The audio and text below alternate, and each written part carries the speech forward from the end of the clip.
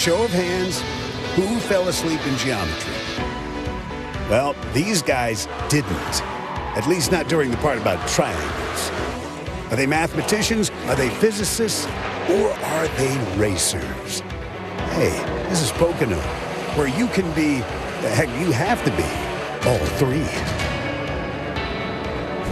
I don't know what kind of grades I got in geometry, but I do remember that the triangle is the strongest shape, and you got to be pretty strong to wrestle a NASCAR Sprint Cup Series machine around the tricky triangle for 400 miles today. The field getting set to roll from the pit lane before the start of today's NASCAR Sprint Cup Series GoBowling.com 400.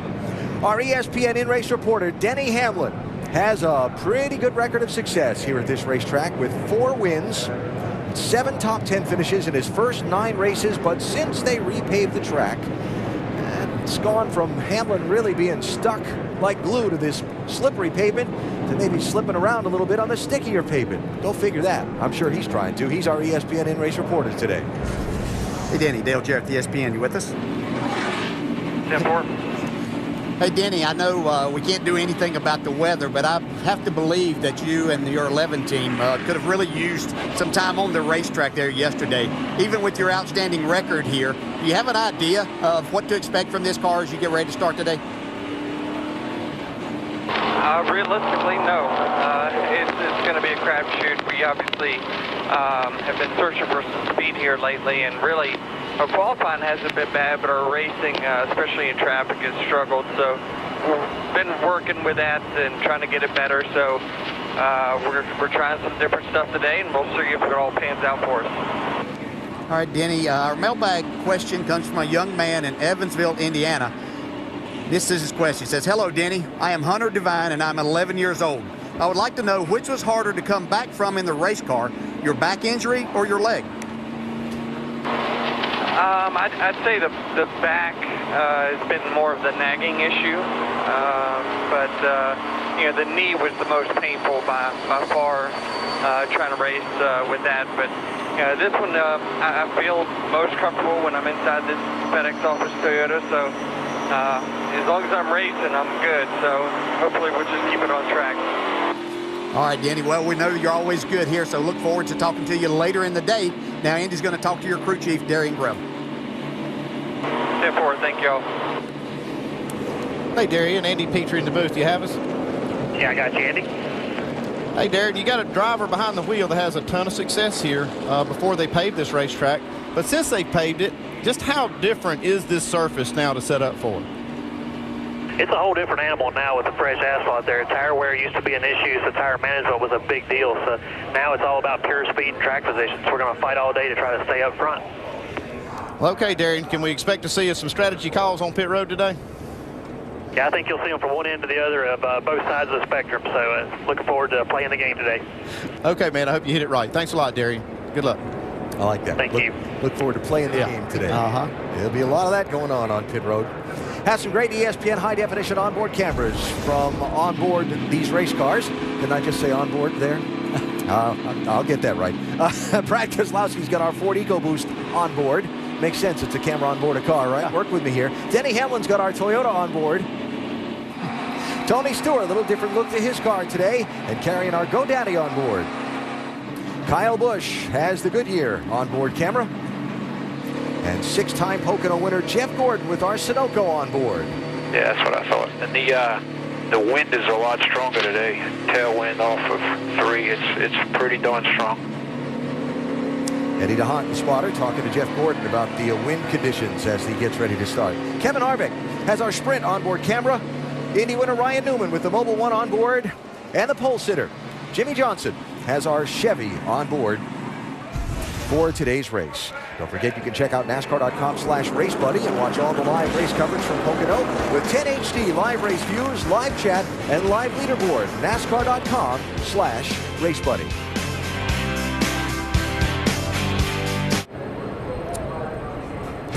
Back live Pocono Raceway, 1 lap from the start of today's 400 miler. Some quick stories from pit road before the green. Here's Vince.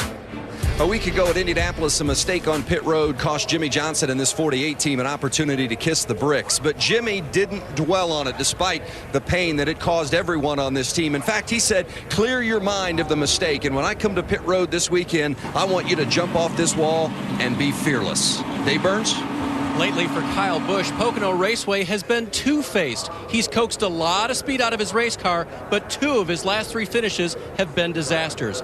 Kyle's got a real shot at his first Pocono win today. He starts on the front row. Dr. Jerry Bunch? With 6 victories here, including this race a year ago, Jeff Gordon is the winningest driver in Pocono Raceway history. Now, right now, he's currently locked in a very tight battle just to get in the chase, so a win today would be huge. Yeah, I know what you're saying, folks. He starts 22nd today, but last year when he won it here, he started 27th. Here's Jamie Little. Well, Kurt Busch and the 78 team have turned a lot of heads this year. They've done everything but win. Now, I talked to crew chief Todd Barrier, and he told me the only way they're going to win, they must improve in 2 areas. They must get better in traffic on the track, and they must get better on pit road. Now, speaking of pit road, let's check in with our over-the-wall reporter, Mark Hollywood Armstrong. Hey, Hollywood, what's the key for the pit crews today? Jamie, the key today is going to be adjustments with the cars not being on the track since Friday. Look for these teams on this first caution, on the lap 20 competition caution. Look for these crews to be working on the cars, making a lot of adjustments. Maybe some don't need a lot of adjustments. But one thing's for sure, these guys are going to go head-to-head with each other and try to beat each other off of pit road. And me, well, I get to be right down here in the middle of it, guys. Hollywood, thanks. Have a safe race. Mark mentioned it. Lap 20 competition caution because of the rain washing out practice yesterday. Giant 2.5-mile track, 400 miles means 160 laps. Jimmie Johnson chooses the outside lane for the start.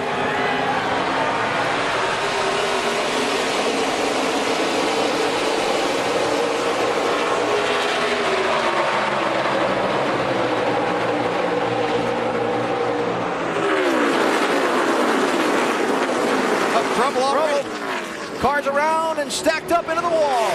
Ricky Stenhouse Jr., Juan Pablo Montoya, and Matt Kenseth. Yeah, it looked like the 42 might have got into Ricky Stenhouse in that 17 car. Yeah, it looked like they were funneling down into turn 1. Not sure if Ricky came down or whether Juan Pablo went up and got to the left rear, but definitely turned him around. Yeah, as I watched them fan out and go down, we talked about the start and restart. Everything's destroyed. 400-mile race that you could show a little bit more patience down into that first corner. Montoya has a lot of damage as well. Stenhouse started 17th. Montoya started 19th. Matt Kenseth started 24th.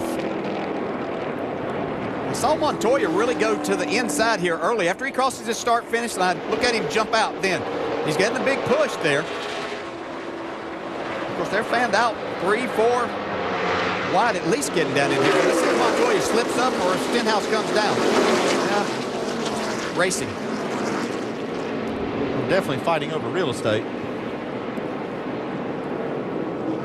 Yeah, certainly Montoya is not down on the yellow line, but he didn't have any extra room there either.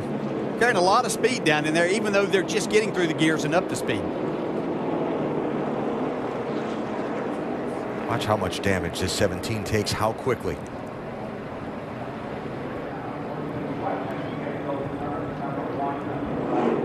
Kenseth is going to have a lot of damage to his left front, which is obviously very critical at these high-speed tracks. There is Kenseth, Dave. Looks can be deceiving, but it doesn't look too bad right now. The crew not extremely excited about it. They've got parts and pieces ready, but you can see where the front fascia joins the front fender. It's crimped up there, so they're going to take a good hard look at it here and make several stops. Jamie?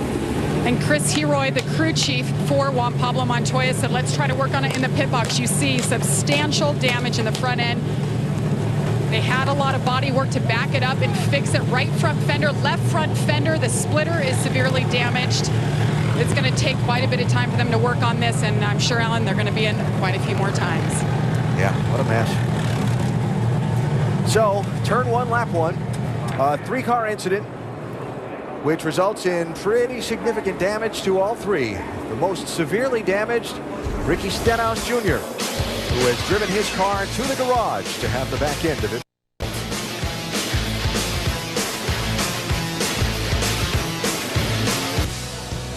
It is a beautiful day here at Pocono Raceway in the Pennsylvania mountains. Temperature right now is 66 degrees. I think those youngsters ran a few more laps than the Sprint Cup guys did.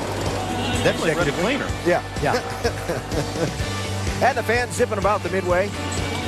Stay with me here. I'm with you. Having a good time. Do it. I'm with you. I know where you're going. You wouldn't do that, huh? You drive a race car at 200 miles an hour. Race. Go ahead. Somewhat in control of that. Yeah, there you go. Race fans, think you know something about speed? Buckle your seatbelt and play AT&T's Fastest Driver Challenge. Text FAST to 34763 and predict who will have the fastest times in today's race. Brought to you by the nation's fastest 4G LTE network, AT&T. Rethink possible. Still cleaning up from down in turn number 1 from the 3-car accident that also damaged the 4th. Joe Nemechek has taken some nose damage to his machine. Repairs and cleanup continue.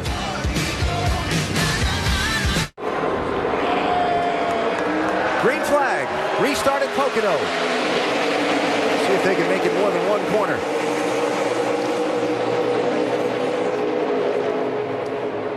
It's just hard to resist the urge and that temptation that somebody's leaving a spot open down there. You just have to be so careful getting down into that corner. It's like they might make it through this time.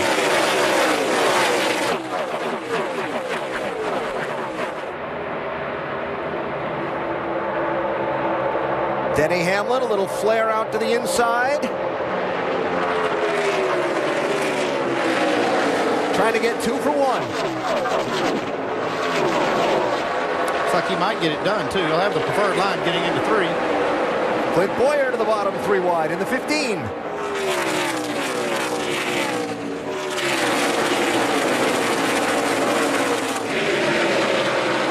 Hamlin's still not able to clear Marcus Ambrose, though. And they're still gripping that outside lane, and you can actually keep that inside car down a little bit and keep him from getting a big run off the corner. This for 7th place on back. Right there where that 9 car of Ambrose went in that corner, that is kind of the preferred line into 1 now.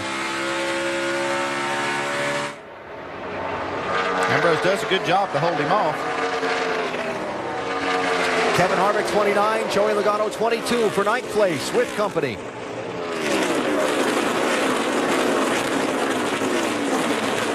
So hard. So many things going on down that. You go down that back straightaway, we'll call it, into the tunnel turn. And you can see there where McMurray in the 1 thought about jumping out and trying to pass Harvick. So Harvick's sitting there in a situation. He's trying to figure out a way to get by the car in front. As we see Boyer take the spot away. But you're also getting ready to downshift. You're going in there at a high rate of speed at 200 miles per hour. So drivers have a lot going on there. And the spotters are a long way from that to try to help you. The Busch brothers trade 2nd place. Well, maybe not. Well, they do trade it. They're trading it back again now.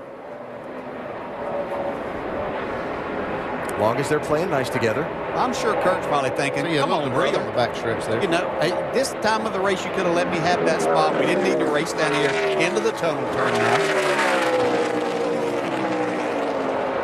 So Kyle hangs on to 2nd. Kurt 3rd. You saw Juan Pablo Montoya coming off the pit lane after another pit stop just after the restart. And back in the garage area, Jamie's with Ricky Stenhouse. Extensive damage on all 4 corners of this race car, including a broken track bar. Any chance you guys will get back out, Ricky? Yeah, we got a great race crew on this Zest Ford Fusion, so they're working hard getting it cleaned back up, and we'll get back out there.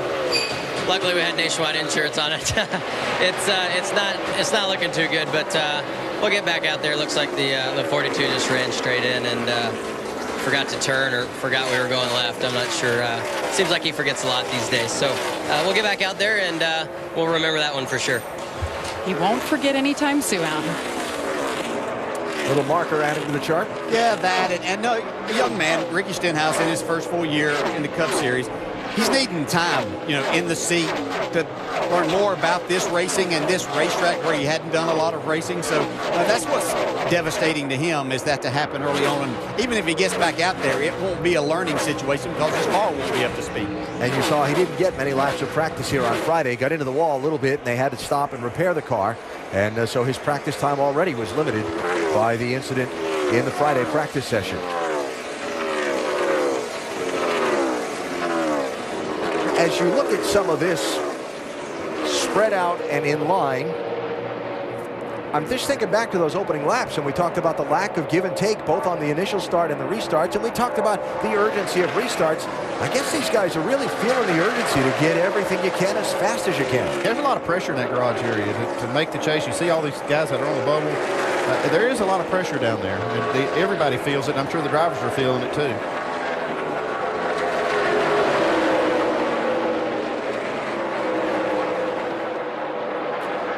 Hamlin in 11th place. Jamie McMurray's got some passengers there. That's it. That is, yeah, I believe he's got picked up something there at the front end. It could be restricting a lot of airflow. While we watch the one, let's check in on the 11 car with Vince. Well, Denny Hamlin started this race 9th, and of course it's been well documented. He slipped back a couple of spots, but well documented the issues that they have had this season. Too many to mention, so maybe the ears are a little sensitive for Denny. He doesn't like what he hears early on. Darian, one thing I noticed on the acceleration here, when I was shifted through the gears, it was okay, and then all of a sudden it felt like it hits nitrous at a certain RPM. I'll try to pay attention this time around, but had one kind of harmonics, and then all of a sudden it zinged up by itself. Maybe pose that to our crew chief, Andy Petrie, in the booth. A little too sensitive, or is that something to worry about, Andy? Well, anytime a driver comes on with something like that, it makes you think, and I just don't really know what to make of that. It sounds like he has some kind of a vibration or instability in the driveline that clears up at a certain RPM that gives him that feeling. You see Jamie McMurray had to make that pit stop to get that debris off of the grill. Looks like it may have come from Montoya's car. Isn't that crazy, from his teammate? Yeah, that's where it would be from. That's where it works most of the time. Dave? It is indeed. It's red tape, and that's what they just pulled off the front of the car, so that's what they had to get rid of. He was complaining about the temperatures. They said 290 is the limit. It was over that. Another problem for him, Jamie said the car's been popping out of second gear when he was under caution, so watch for that as well. Yeah, I was looking at that stuff on the nose of that one car, and I'm thinking, okay, that looks like red tape. Well, who's had a lot of red tape put on their car? Well, his teammate Montoya had, and some of it obviously came off as Montoya got back up to speed. 2 Keselowski, 5 Kane, 24 Gordon, all fighting for 12th position, well behind Jimmy Johnson, who has set sail from pole position.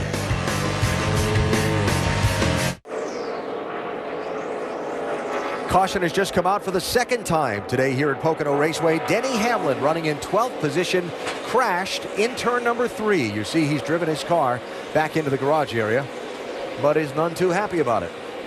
Everybody just trying to get to that competition caution coming in 20 laps. You see him, see Denny Hamlin right here, basically just gets out of, kind of gets out from under him. Yeah, it looked like that he's just, you could see the back end out just a little bit when he was entering the corner. You try to carry a lot of speed there.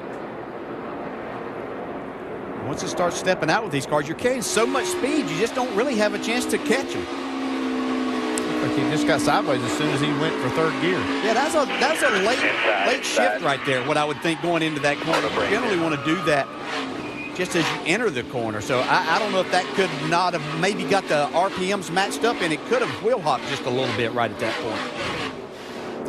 point. So Hamlin in the garage, and the caution, the second one of the race, will serve as the competition caution that was coming at lap 20 because of the rain out of Saturday practice. So we'll see everybody on pit road here. Watch for many 2-tire stops on this caution. Yeah, especially now. They've cut this to 15 laps instead of 20, so it'll be a one-can stop for most teams. I would expect most of them to get 2 tires. Jimmy Johnson, Kyle Busch, Kurt Busch, Ryan Newman, Greg Biffle. Actually had Jimmy stay out right there. That was something else as an option. You don't have to pit during that competition caution. Interesting call there. Jamie? And Ryan Newman says he just needs a little bit of grip in 2 and 3. Right side tires and a wedge adjustment is the call. He had to watch his RPMs because the lights on his dash are wrong. You saw the adjustment there in the right rear. The winner 1 week ago. Car's pretty good, Doc. Half around right rear for Greg Biffle. He's a little bit free entering 3, but got a 4-wheel slide. Tied on exit. He's down on the way. AB. Now those that pitted about all went for just right side tires. 5 cars did not pit. Actually, a couple more than the 5, but 5 of the lead lap cars did not pit there, including Jimmie Johnson. Interesting call by Chad Knaus to make sure the 48 kept his track position. Yellow out for Denny Hamlin, and trouble in turn number 3.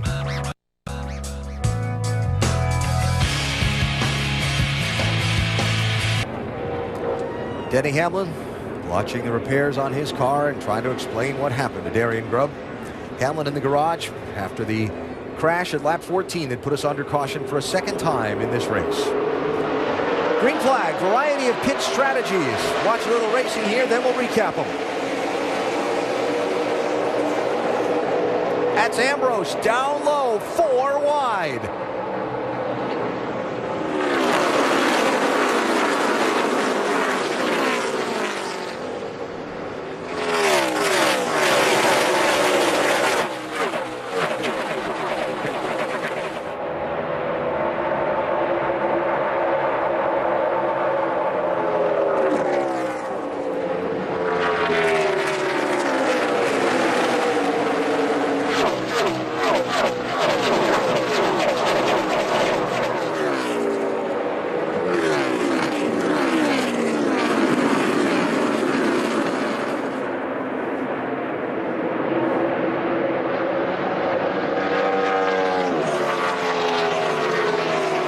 Sure they were all going to make it through those 3 quarters.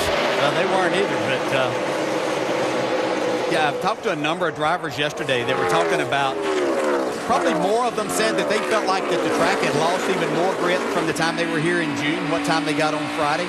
Others were saying they thought because of the cool temperatures that it was about okay, but it seemed to be, to me, the drivers that I talked with more that said it was losing some grip, that they were expecting with the sun out today, even the temperature's cooler, that it was going to be a slicker racetrack. Yeah, the key thing, though, you saw the pit strategy that was employed by the 48 and some others up front. The tire doesn't fall off a lot of speed, so they're able to stay out there on tires that have some laps on them and still maintain a good amount of speed.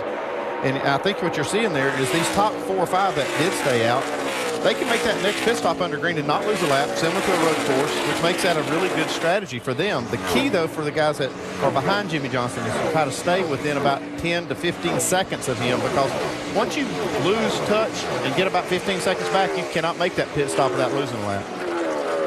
2 or 3 drivers I'm watching that seem to have really good race cars moving forward. 5 of Kasey Kahne. Whoa. Sorry, DJ. Matt Kenseth, David Rudiman. Nice save by Rudy. That was a good save. I was saying Kasey Kahne, Jeff Gordon, and Tony Stewart look like they have really good race cars here. Tony Stewart, one of those that was hoping it was going to be slick today.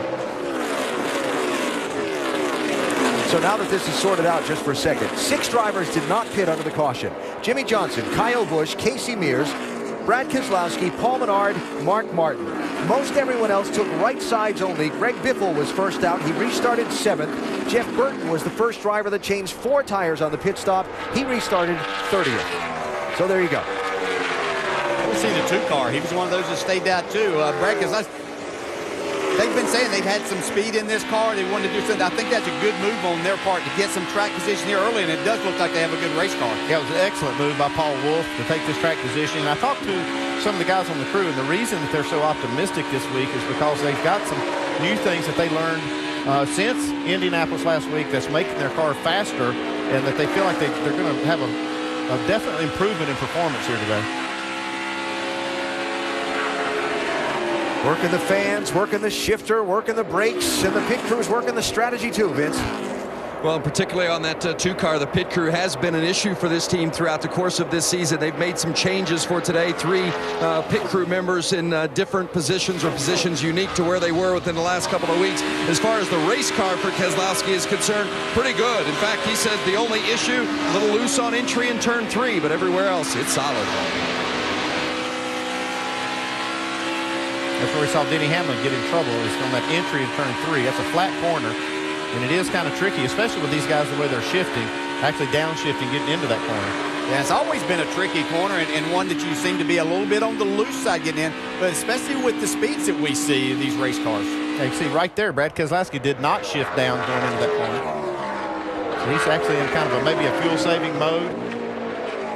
Brad starting the race 13th in the NASCAR Sprint Cup Championship, looking to make a similar run to last year, where after Indianapolis, he went on a tear, propelled himself eventually to the NASCAR Sprint Cup Championship. Yeah, this is we know this is a strong team. They started out the season strong. It's always difficult to back up everything that you did the year before, especially when you have an outstanding season. But they made, there's a lot of changes new to them with the new manufacturer and the car being different. So a lot of things new to them. But we've also seen them try to take some strategies this year and employ those, and they didn't really have the speed in their car to be doing that kind of thing. And I think that it's got them in a little bit of trouble there. Now I would say in these next 6, we'll see them be a little more on the conservative side of that, making sure they get as many points as they can. I like the way Paul Wolf thinks out of the box. Oh, yeah. And he makes a lot of these different strategies that you never even thought of. Makes it work. But without speed in your race car, it sometimes makes that impossible to work. So Keselowski working Kyle Busch to try and get second spot away. And they've been working on Denny Hamlin's car back in the garage. And he's out of the car. Denny, what did you feel from the car before you got into the wall? Well, I mean, it was our car was a handful.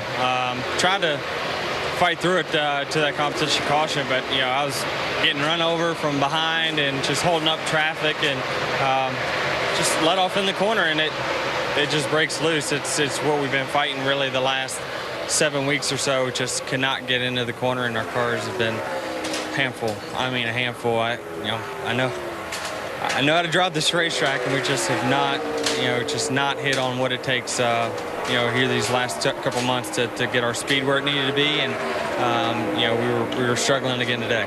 And your day is officially done. Yep. All right, Denny Hamlin, 4th DNF this year, Alan.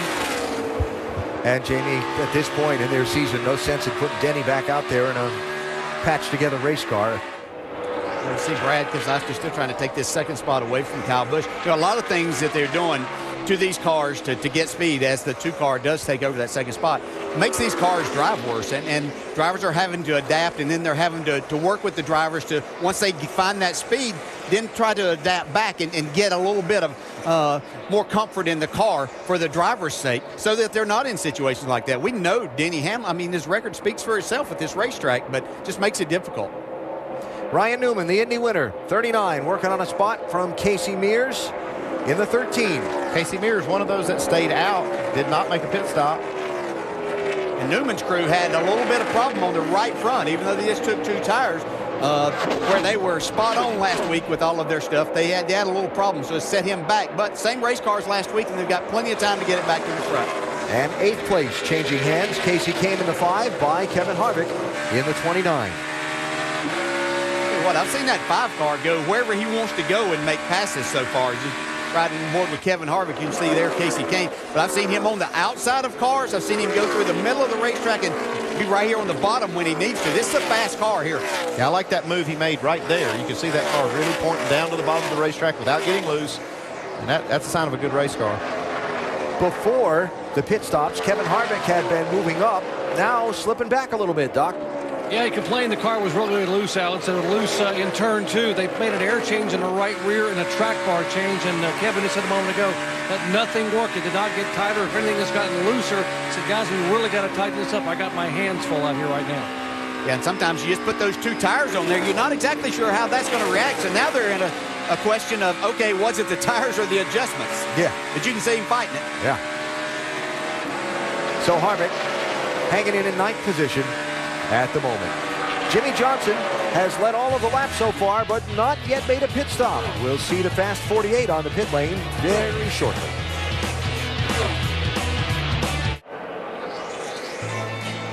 We are about 75 miles into today's GoBowling.com 400 for the NASCAR Sprint Cup Series here at Pocono Raceway in Pennsylvania. Green flag pit stops would be beginning for the cars who didn't stop yet, but Kevin Harvick's back in. He stopped just a little while ago, Doc.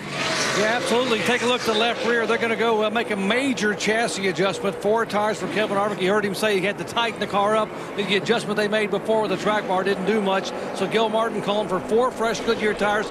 Get it full of Sunoco fuel. He's down and away for a 4-tire stop. Wow. Yeah, that's a team and a driver right there not wanting to make a mistake and compound their issues. Come on in, get this done, and we'll take and do what we need to do and hope for the best will work out. So watching Jimmie Johnson and waiting for the race leader to make his first pit stop of this race. No pit stops tonight in the O'Reilly Auto Parts NHRA Northwest Nationals. The Western Swing continuing out in Seattle. Final eliminations tonight at 7 Eastern on ESPN2. And next weekend, we'll keep the gear shifting going with some right-hand turns thrown in as both the NASCAR Nationwide Series and NASCAR Sprint Cup Series go road racing at Watkins Glen. Saturday, 2 Eastern on ABC for the Nationwide event. Sunday at noon Eastern for the Sprint Cup race on ESPN. Remember that last lap fight with Marcos Ambrose and Brad Keselowski a year ago? What a last lap that was. We can only hope for something similar.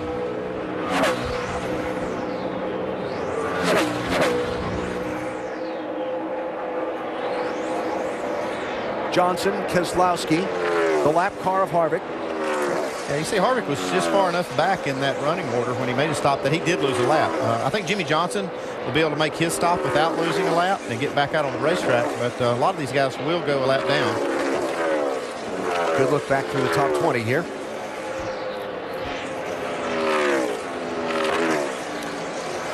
And beginning to see some moves to the pit lane.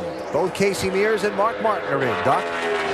Mark Martin did not pit on lap 16, stayed out even with a loose race car, restarted 5th, came on the pit road running in 17th, dropped like a rock. The car was just so sideways. Going to be 4 tires, air pressure adjustment. Got to get full of Sunoco fuel. Mark Martin, a 7-time runner-up here, has yet to win at Pocono. And there is Mears leaving the pit lane as well.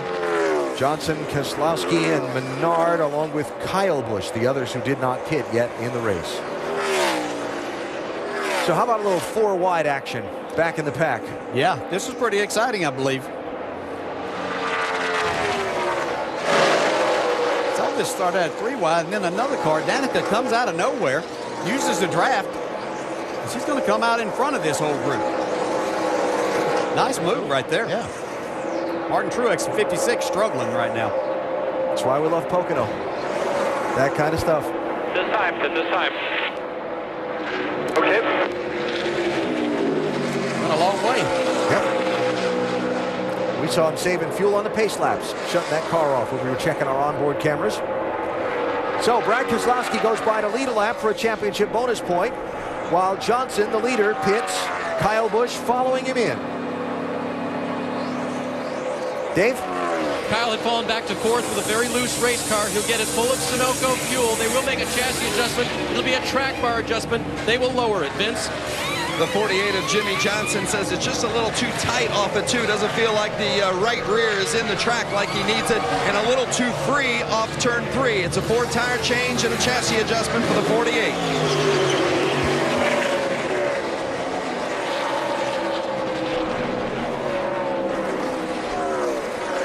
Watching for Keselowski to see if he's going to head to the pit lane this time, and indeed he will.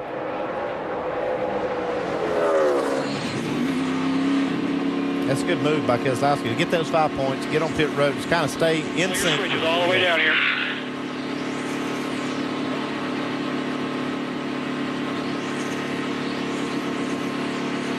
Four tires here, nice and easy.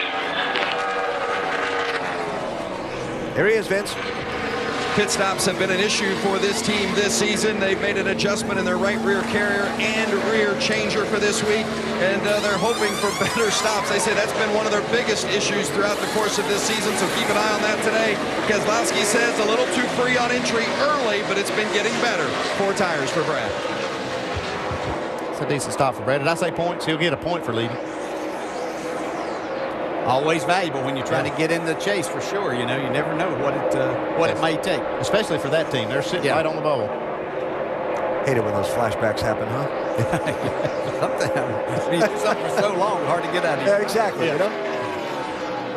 Carl Edwards, Tony Stewart did stop under the lap 16 caution. I think these are 2 drivers and teams that were affected differently by yesterday's rain out of practice. I think it didn't bother Tony Stewart at all. I think they were very happy with what they had here the first time and the way they ran last week at Indy. On the other side of that, Carl Edwards and his team have shown speed in qualifying. That has not translated over recently to being able to keep that speed up in track position during the races.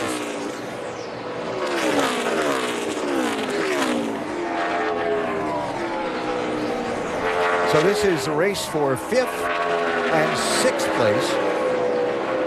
Kurt Busch the leader, Casey Kane second, Joey Logano third, Jeff Gordon fourth, and then this, Jimmie Johnson and Brad Keselowski are running 25th and 29th, but are on the lead lap at this point. So, alternating pit stop schedules. Jimmie Johnson dominating early, but Kurt Busch leading now here at Pocono.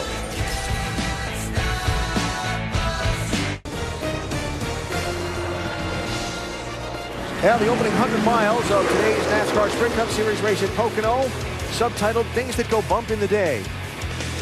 And a little bit of bumping and a little bit of bent sheet metal and a couple of different incidents. Yeah, you have to keep those emotions under control to start. Denny Hamlin with a solo shot into the turn 3 wall, since we were talking baseball. Hamlin out of the race. Ricky Stenhouse Jr.'s team repairing his car. And more green flag pit stops happening here. Jamie?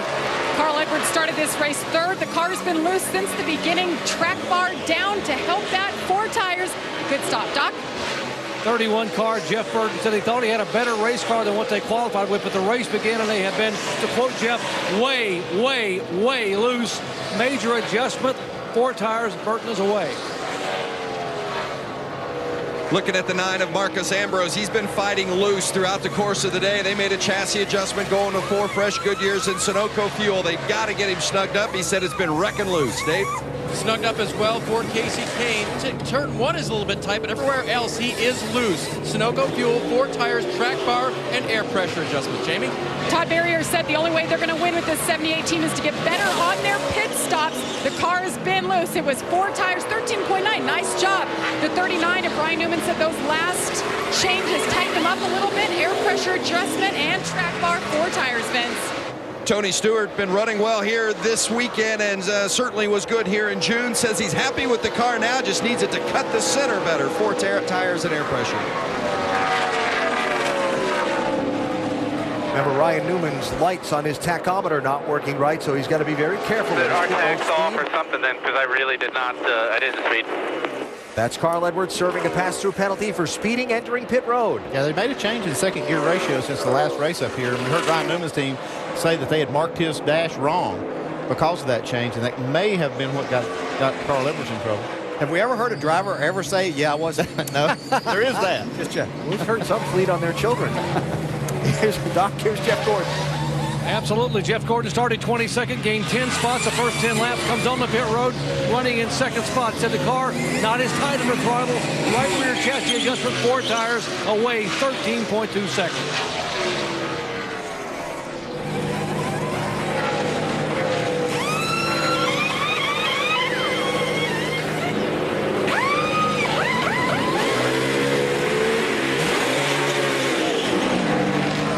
Hollywood getting it done. Dale Earnhardt Jr. is the leader, not yet having stopped. Here he is to the entrance of the pit road. Championship bonus point for Jr. in that oh-so-tight fight for places in the chase. Jamie? And loose off at turn 2 has been the main complaint for Dale Jr. in the 88. They had some major issues here on Friday. Changed everything that rotated, including the drive shaft and transmission, and it didn't fix the problem. Well, they looked at some things this morning, and he has not mentioned a shake. Great stop, 12.3, 4-tire stop for Dale Earnhardt Jr. Yeah, those vibrations can be very aggravating. Sometimes you can change everything, and it's still there, and then all of a sudden it goes away, and you don't know why. Matt Kenseth, Jamie McMurray, the only 2 that haven't stopped yet in this cycle, if you will, and then the lead will go back to Jimmie Johnson. Remember, Kenseth involved in the crash at lap number 1 and made a few different pit stops there to see that big black patch on the left front fender of that 20 car. And then Jamie McMurray made the unscheduled stop at lap 11 with the overheating when he picked up the tape of the Bear Bond off of, we think, his teammate Juan Pablo Montoya's repaired car. Truex, who has been on pit road, even though he's been struggling with this car some here today, he wanted to get by there, get back on the lead lap. Interesting to see this 56 and how they fared today, because Martin said this race would determine whether they made the chase or not. Their chassis approach to here. all indications so far, he might, but that's not the case. Yeah, so that's going to be your race for the lead after a couple of more pit stops. Brad Keselowski has tracked Jimmie Johnson down. He was 2 seconds behind him after the pit stops. Yeah, like I said, they were very confident this morning in the garage on how this car was going to run. Got to be encouraged by this. I know some people questioned, and it always is a question about Brad going to Iowa, racing last night. Only 6 races left to the chase. But I'll tell you what, there's nothing like any kind of confidence in a win. I don't care what you're racing, and he went over and won that race. Has to be a good psychological move for him and that race team. Here's Matt Kenseth in, Dave. Little wedge adjustment for him. Allen loose in the tunnel turn. Actually wedged both sides, 4 tires, Sunoco fuel. The main thing they did on those many stops early was to make sure the splitter was off the racetrack. As Matt raced it, he said it was, and so no further adjustments as far as that goes.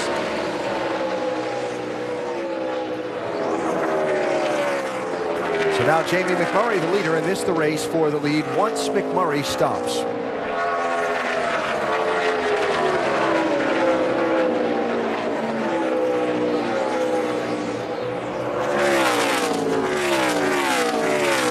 After his speeding penalty in the pass-through,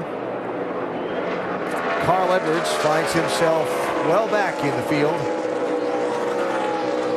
And more on that in a minute. First, McMurray's in from the lead. Dave? Loose in the middle, tight off the corner. A very typical statement from drivers here and on all ovals, try or otherwise. 4 tires, wedge adjustment for Jamie, and he'll be gone. Pass-through speeding penalty. Matt Kenseth too fast exiting. Carl Edwards is in 25th place, but on the lead lap after his pass-through penalty. Now Kenseth will be serving a little pass-through here. Jeff Gordon, Joey Logano for 6th place. Yeah, I said this morning on NASCAR Now that I thought Jeff Gordon would have a solid day. Looking at people there kind of on that bubble, and he was just inside the top 10, but always a good racetrack for Jeff Gordon here. So as we run the 48th lap of this race, the 48 car of Jimmie Johnson has led 35 of them and is out front, though being hotly pursued by Brad Keselowski. I invite you to visit Chevy.com and learn about the all-new Chevy Silverado, strong for all the roads ahead. The road has belonged to Jimmie Johnson so far today here at Pocono Raceway in Pennsylvania. There is the race for the lead at Pocono Raceway in Pennsylvania. Jimmie Johnson leading Brad Keselowski by 0.6 of a second after a just completed round of green flag pit stops.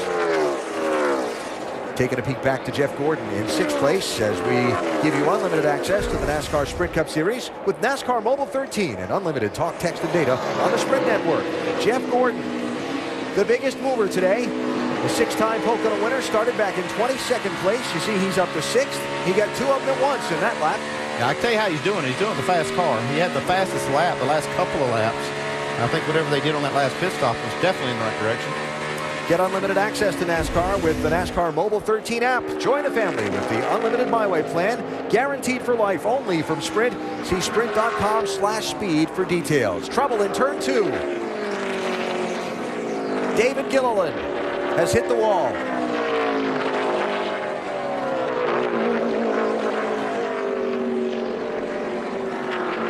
See a little bit of fire under the car. It does a good job to get it stopped and get out. Fire looks like it's going out.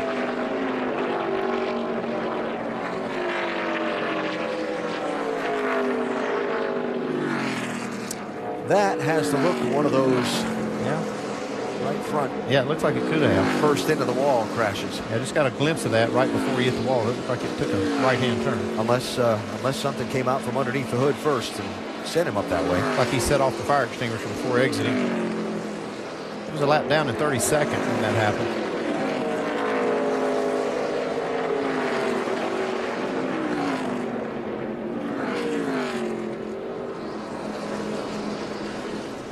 Well, glad to see David's out of the car and okay. That's a hard hit in turn 2 when you get that wall that way. He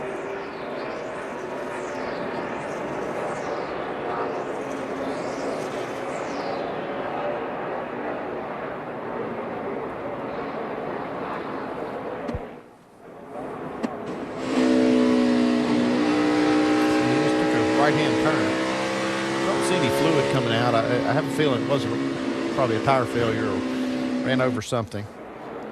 I think the fire was because of what happened after the impact. So David out of the car. Well, there's a lot of fluid coming out of it now. I mean, possibly might have been some fire extinguisher. Yeah, but he actually could have had some other failure there. It's really hard to tell from the replays we saw. Yeah, it doesn't look like it. I mean, because of the angle of the hit, it doesn't look as much like a right front blowing out at that time, something like that. It's just maybe something came out from under it and he couldn't steer it, and then once he got up out of the groove, there's no grip there to get into the wall. Tough place on engines, downshifting going into that corner. Something didn't go quite right.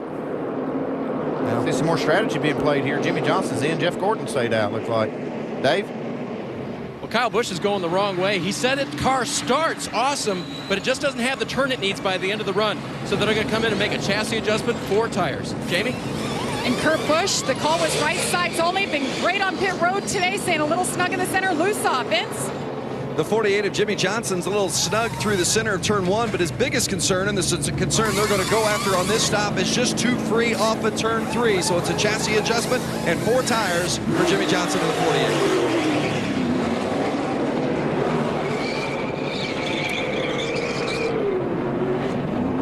That's how the guys who pitted fared. But 2, 4, 6, 8, I've got 10. Did not stop. 11 did not stop, including Brad Keselowski, who will become the new leader of this race. The strategy shuffle continues here at Pocono today as we work caution number 3 of this race. David Gilliland's afternoon came up shy of the finish and a little bit warmer than conditions might normally require.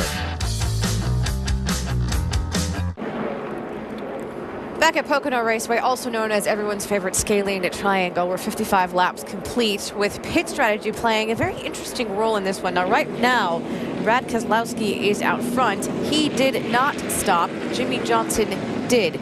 Inside the ESPN Quicken Loans pit studio with Rusty Wallace, Brad Doherty, and Ray Evernham, I'm Nicole Briscoe. What do we think of the strategies we've seen playing out so far? Well, this is one of the tracks that you can pit before the caution comes out. It's big enough that you can get in, get out. The guys that are up front are going on their fuel window. They're thinking about fuel and how many stops they want to get in and stay out ahead of the caution. One thing I'm seeing right now, guys, they've had enough caution laps. They have enough running on the racetrack right now to get these cars tuned up pretty good. Remember, they only had a limited amount of practice. Drivers are really nervous about that, but right now they're far enough into the race, Brad, that I feel like they're starting to get a handle on it. They're starting to get a handle on that. What they're not getting a handle on, though, is pit road. We've seen a couple drivers struggle just getting in, but we've had 3 pit road speeding penalties so far. Carl Edwards, Tony Stewart, and Matt Kenseth. Yeah, these guys made some serious mistakes, obviously, by getting caught speeding on pit road on and off.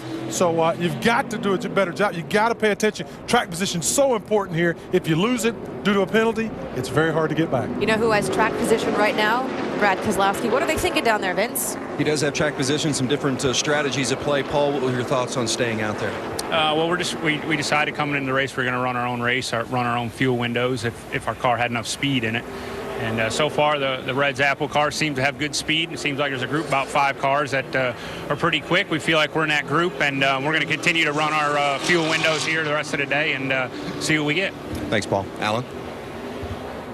Vince, thanks. Coming to the green for the restart with Paul's driver, Brad Keselowski, as the leader. Race fans, think you know something about speed? Buckle your seatbelt and play AT&T's Fastest Driver Challenge. Text FAST to 34763 and predict who'll have the fastest times in today's race. Brought to you by the nation's fastest 4G LTE network, AT&T. Rethink possible. I'll give you a good candidate for that and somebody to watch on this restart. The man who's dominated the race so far today, Jimmie Johnson, who finds himself 14th in line. Kurt Busch first off pit road to his inside with just 2 tires, though. And here we go.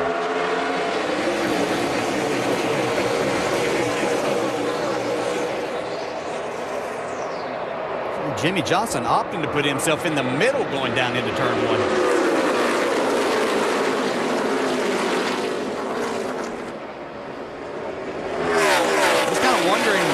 Patient he might be with this fast of a race car in this type situation. Would he let things get strung out? I guess that answered that quickly. For the lead, Kasey Kahne 5 inside of Keselowski 2.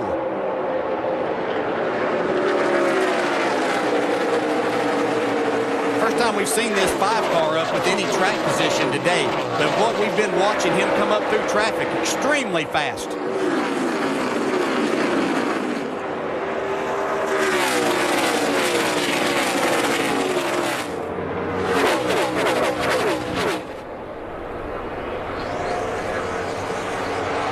There's a side-by-side lap all the way around 2.5 miles. Yeah, that's pretty exciting. Yeah. Jeff Gordon trying to find a way through.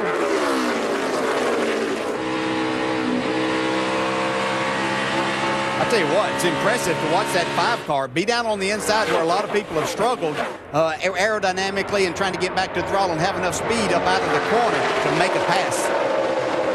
Jeff Gordon's right there, too. It's like Keselowski not giving up, though.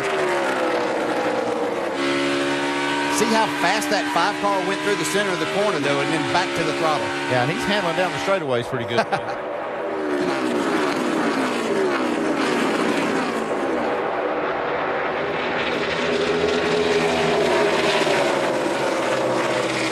Jeff Gordon with a good run on Keselowski here.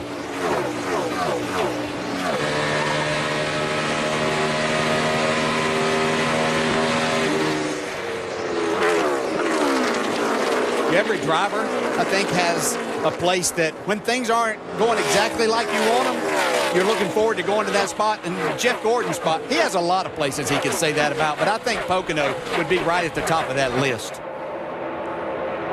6-time winner here at Pocono, Jeff Gordon. And boy, with the bigger picture of his season, could he use a breakthrough win here today. And sitting here, he started this day out in 10th spot. And with 5 DNFs on the season, just incredible they find themselves even a part of being there in the top 10 right now. Now, talk about Jimmie Johnson being back 14th in line on the restart. Being back in that kind of traffic, Jimmy said the other day in his press conference here, will completely change the handling of your race car, make it feel like a totally different machine. Well, he had some busy hands here a second ago. Outside, outside, outside, inside, looking. Outside's clear, clear, clear. 18 inside. Wow, he was real busy in there. Well, that's one thing that you never want to hear as a driver, inside and outside. That's not good. Yeah, and I think one of the things, the setup in this 48 is obviously fast. He was out front leading. Not quite as good in traffic as he was when he was out front. But I have to believe that Chad Knaus knows they're inside of a pit window to make that pit stop when he did. And I think it will work out for him if he stays out of trouble.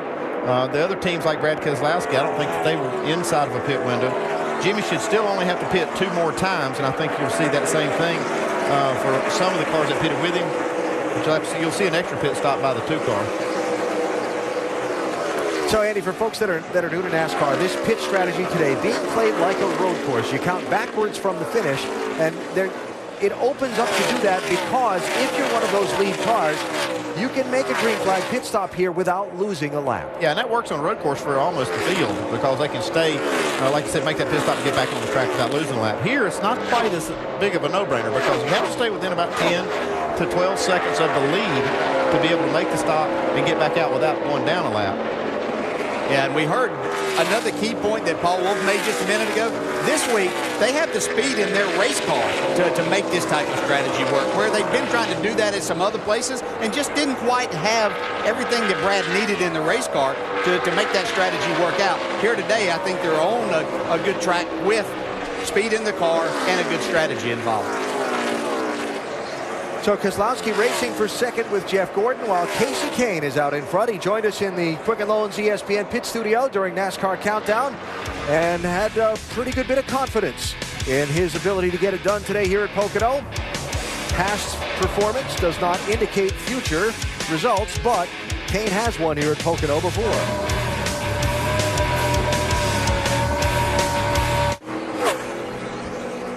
Motorsports coverage continues later on tonight with the O'Reilly Auto Parts NHRA Northwest Nationals from Seattle on ESPN2 at 7 Eastern Time. And a reminder that next weekend it's road course racing at Watkins Glen. Saturday, the NASCAR Nationwide Series, 2 Eastern on ABC. And next Sunday, the NASCAR Sprint Cup Series from the Glen at noon Eastern Time. The super speedway of road courses. Should be some great racing next weekend from the Finger Lakes region of New York. Here in the Poconos today, we are at lap 66 of 160. A little bit past 150 miles of today's GoBowling.com 400 for the NASCAR Sprint Cup Series. Kasey Kahne is out in front, one of 8 different leaders who've traded the lead 9 times. That's a little deceiving because of green flag pit stops. Really, Jimmie Johnson dominated the opening 100 miles of this race. But after getting shuffled back to 14th in line for the most recent restart by pit strategy, he pitted when a lot of the cars in front of him didn't. Jimmy's only passed 2 cars. One you saw right there, Kurt Busch, and the other because Casey Mears pitted under green a second ago. Well, he's struggling with the handling, certainly, of this race car a little bit more than what we saw whenever he was out front, and probably we expect that somewhat, but we expect so many good things out of this 48. What's going on with him, Vince? Well, Chad Knaus admitted to Jimmy, he said that didn't play out the way we anticipated. They expected many more cars to come to pit lane. The problem with the fact that now they are back in traffic is that, as you guys well know, cars that handle well at the front of the field, often when you get deep in traffic in front of or behind other cars, they don't handle nearly as well, and that's what Jimmie Johnson is experiencing right now. I think it's one of the things, too, with this setup. These cars with these crazy setups do not handle well in traffic. They need that clean air. Here comes Keselowski down pit road. Vince? Yeah, Brad says that the car has been handling really well over the tunnel, but has not been handling to his liking down into turn 1. So they're going to make a chassis adjustment. It's going to be a 4-tire change for Brad Keselowski. As you guys have noted, they feel like they've had the speed today, and the balance has been pretty good. They're just tweaking on it and giving him a clean tear off, a good view out the front. So Brad and Kasey Kahne on an alternate pit stop schedule from Jimmie Johnson and a lot of the others. So we'll expect to see Kahne come down the pit lane soon. That car behind Kahne, the neon one, Paul Menard, just on and off pit road on a green flag stop. This for 8th place, Jeff Burton and Jimmie Johnson. Talking to Jeff Burton yesterday, he was pretty excited about his chances. Obviously disappointed in what happened to them last week. I will tell you that he was very complimentary, though, of all the safety features that NASCAR has implemented in cars, because they broke that drive shaft. He didn't know exactly, what created all of that situation, but everything that NASCAR has done to make that a safer issue, he said it tore up a lot of stuff there, but it really never endangered him, and he was very complimentary of that. Yeah, I spent some time with Luke Lambert. He said it was a very violent explosion, and when that drive shaft failed, these things are turning almost 10,000 RPM, so when that drive shaft flies out, that's how fast it's spinning. And it did a lot of damage. They had to replace almost all of the running gear, but I said, how was Jeff? He said he was fine. He said that all that stuff inside the car did its job. Jeff was telling me that, of course, with the Hans device, you really can't look down very far and see anything. He said, but when he got into the garage area, knowing they were going to have to tell you, he said, I took my helmet off in Hans device. I looked over there and the floorboards torn up and everything. He said, then I realized just how bad that was. And he said, that's when I appreciated that effort. Joey Logano, green flag stop, Vince. Yeah, he's been fighting turn 3 much of the afternoon today, and he, on that last run, said that it was good for a while, but then it starts to fall off pretty quickly again. So changes for the 22 of Logano, chassis adjustment, 4 tires, air pressure, and a clean tear off for Logano as they continue to work just over 14 seconds. Now, because of the way the cautions fell in the early part of the race and people choosing to pit and not pit, these green flag pit stops are going to seem almost continuous for this next little while, including the race leader who's in now, Dave. Kasey Kahne was last on pit road on lap 42. He will pit this time for 4 tires and no changes. They asked him how the car was. He said, pretty good. That sounds good to me. And here's Jeff Gordon back in. They're going to make another adjustment. The same they've done the first 2 times. 1 round up on the right rear track bar. Car a little bit snug. Right side tires, left side tires. Jeff Gordon has a very good race car like what he's got. Dave. Clint Bowyer still a little bit loose. They made a dent in it that time, so just a little adjustment this time. Air pressure for the 15 of Clint Bowyer. You heard Jeff Gordon stall just for the second when he went to leave his pit box. Yeah, good for him, though. It fired right back up. Probably not going to cost him very little time. Here's your leader, Ryan Newman. Remember, his tachometer readings are not valid. His team told him that earlier, so he has to be very careful on his pit stops. 15, 10, 5, 4, 3, 2, 1. And he's watching the RPM gauge, making sure he does not speed. They brought the same car that won 1 week ago thought the car was that good. Ryan said he snugged up a bit, but no adjustments. 4 tires, they waited on fuel. Doc? Greg Biffle now in a fuel window can make it on 2 more stops. He said the car just has no grip. There's the chassis adjustment in the right rear. 4 tires. They've taken a shim out of the left front last time and a rubber in the left rear. The car still has no grip. Way, way loose. Biffle away. So that cycles the guys who didn't pit on the lap 54 caution through pit lane and puts Jimmie Johnson back in the lead. That's going to be another, if we don't see the yellow, 10 or 11 laps before we would see Johnson on the pit road for his green flag stop.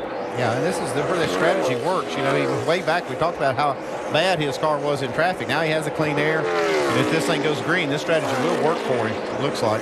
Doc? Car 31, Jeff Burton coming in for his scheduled stop. And of course now, based on fuel mileage, they can all make it 31 or so laps. They should be good for 2 more stops. Right side tires going on. Jeff Burton talked about the scare he had at Indianapolis last week early on with the exploding drive shaft. So left side tires on, he is down and away. Martin Truex now getting left side tires on his car. What a great run he had at Indy last week. From the back of the field to an 11th place finish, but he's got his hands full here. He said the car is just, to use his terms, ugly today. Well, that's not a good report. not if you're a Truex fan. Yeah, Truex fan, and if you're Martin Truex and this race team trying to secure a spot in the chase. They do have that victory on their side. Kyle Busch in, Dave. And it's a little bit early for him, but crew chief Dave Rogers said, hey, you want to do something gutsy? And Kyle said, if you can do something to help me win the race, yeah. So 2 tire, right side, and gone.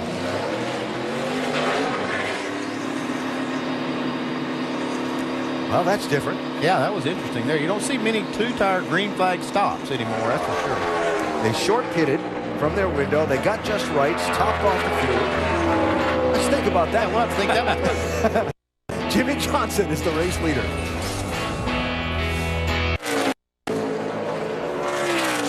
Back live at Pocono, the race leader's in trouble.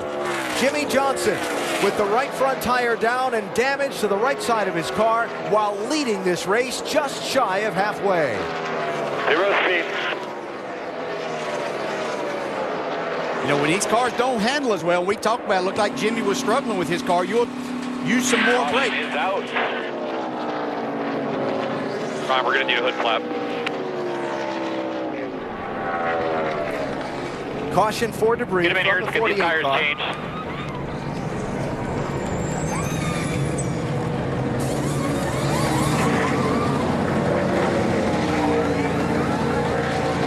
The tires changed, get it back on track. We got to try to stay on the lap.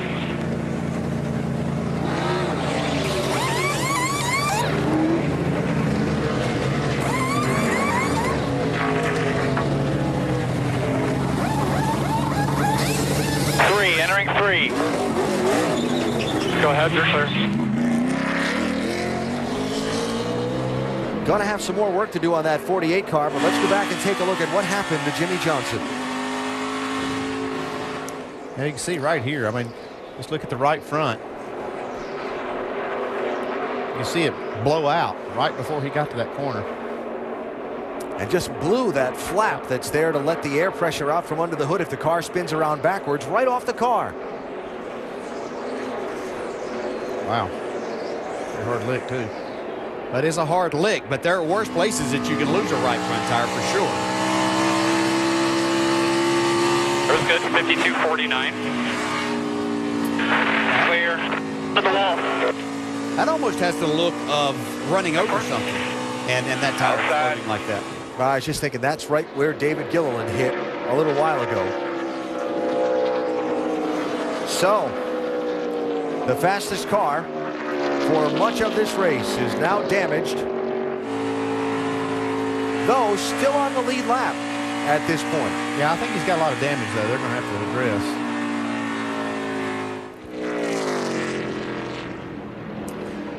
How's she driving there, buddy? The steering wheel's kind of straight, but when I turn into the corner, it pushes real bad once it loads up.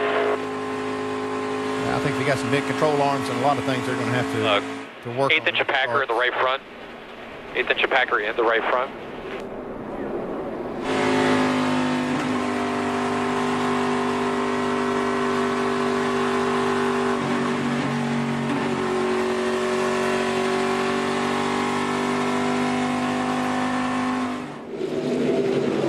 So the yellow flag out and pit road open here for lead lap cars. There are 28 of them. Tony Stewart, the leader. Kurt Busch had made a green flag pit stop from the lead just before the caution came out. Doc? Mark Martin coming down pit road, left top of your screen. Not Pettis is lap 54. So the balance of the car is good, but the brakes are a bit of an issue. They're going to remove some tapes in the grill and change 4 tires. Below them, Kevin Harvick. Kevin said, I got it in the back of the 51 on the restart. Water temperature going up. Got to take some tape off the grill to get the temperature down. Vince. Tony Stewart, upper right-hand portion of your screen. He says it's just tight to the center off of turn 2. 4 tire change for Tony and fuel. Danica Patrick likes her car. No changes other than just a little tight through 1, but they made no adjustments. So you see Bobby Labonte just off the pit lane with the right side tires, first of this group. But these people just coming off the pit lane are going to be well back in traffic because almost everybody that made a green flag pit stop just before that caution stayed on the speedway here.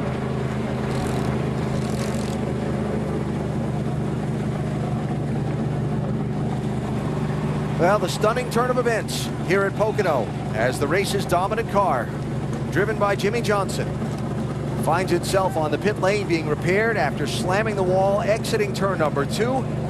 But something went wrong under the right front of the car. Perhaps a cut down right front tire. And after leading 43 of 78 laps, Jimmie Johnson and company turned to salvage mode.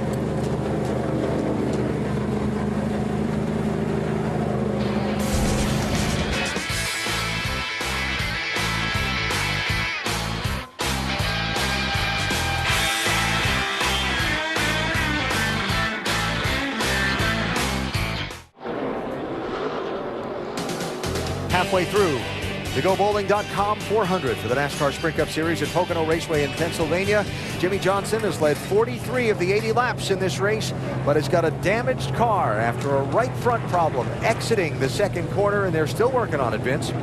They are indeed. A lot of right front fender repair. They put a Packer in the right front, also had to repair the hood. You see they're still addressing that right now as Ron Malik is under the car. Hey, they sent Jimmy out and they said, see how it drives. And when he went out under yellow, he said, it just feels like I got to put a lot of wheel in it to turn. So they brought him in, checked the toe. And really right now, Chad Knaus wants to know from Jimmie Johnson, are we making it better? How is it driving? Can you drive it once you get out there and get up to speed? Work in progress for the 48.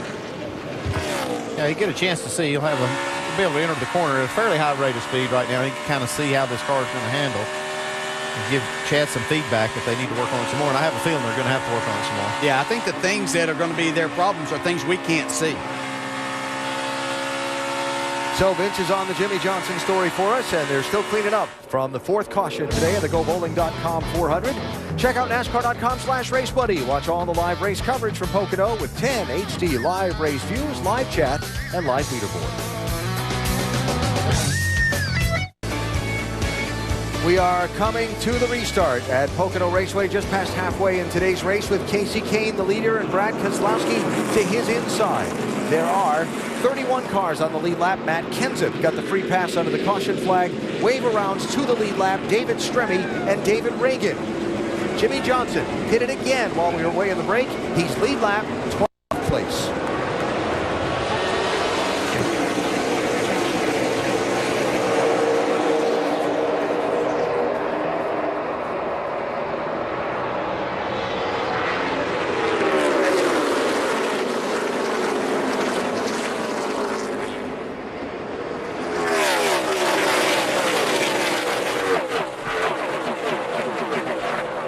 Brad Keselowski to the race lead, though just warned by NASCAR over the race control radio to not lay back on the restarts. Like he did a nice job of laying back there a little bit and anticipating, though. He got him a good jump.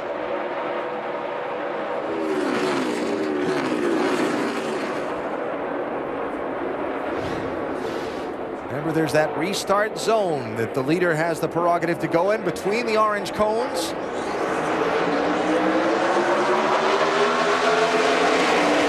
Yeah, that's a little iffy. You see a lot of games being played lately, though, in these restarts. Yeah, I think that right there is okay. I mean, the second place car, which Brad was, Case Kane chose the outside, they're in a tough spot to start with, so I didn't mind that at all right there, and Brad used it to perfection. They're asking us not to lay back there in those restarts. I know the 24 was laying back on you. You didn't have any choice. You're doing good here, man. As they would say on NASCAR's race control channel, message delivered, car 2.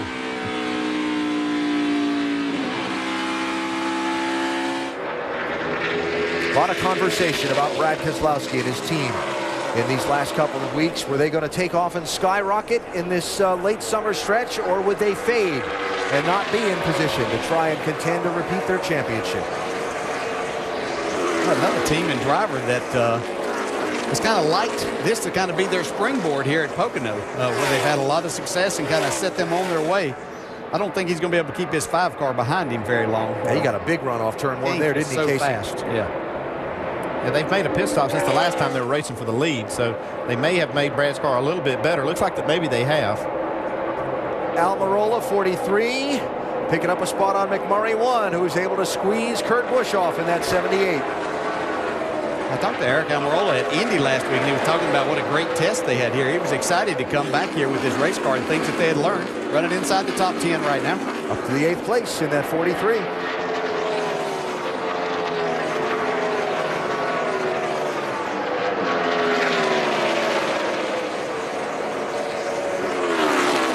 Gordon, Logano, Junior. Yeah, Junior's been solid all day. You know, we haven't said much about him, but he's just been kind of solid there and looking at all the different pit stop and the cycles and strategies that are going on. But Junior's been right there and very solid. Not the fastest car, but in a good spot here once again.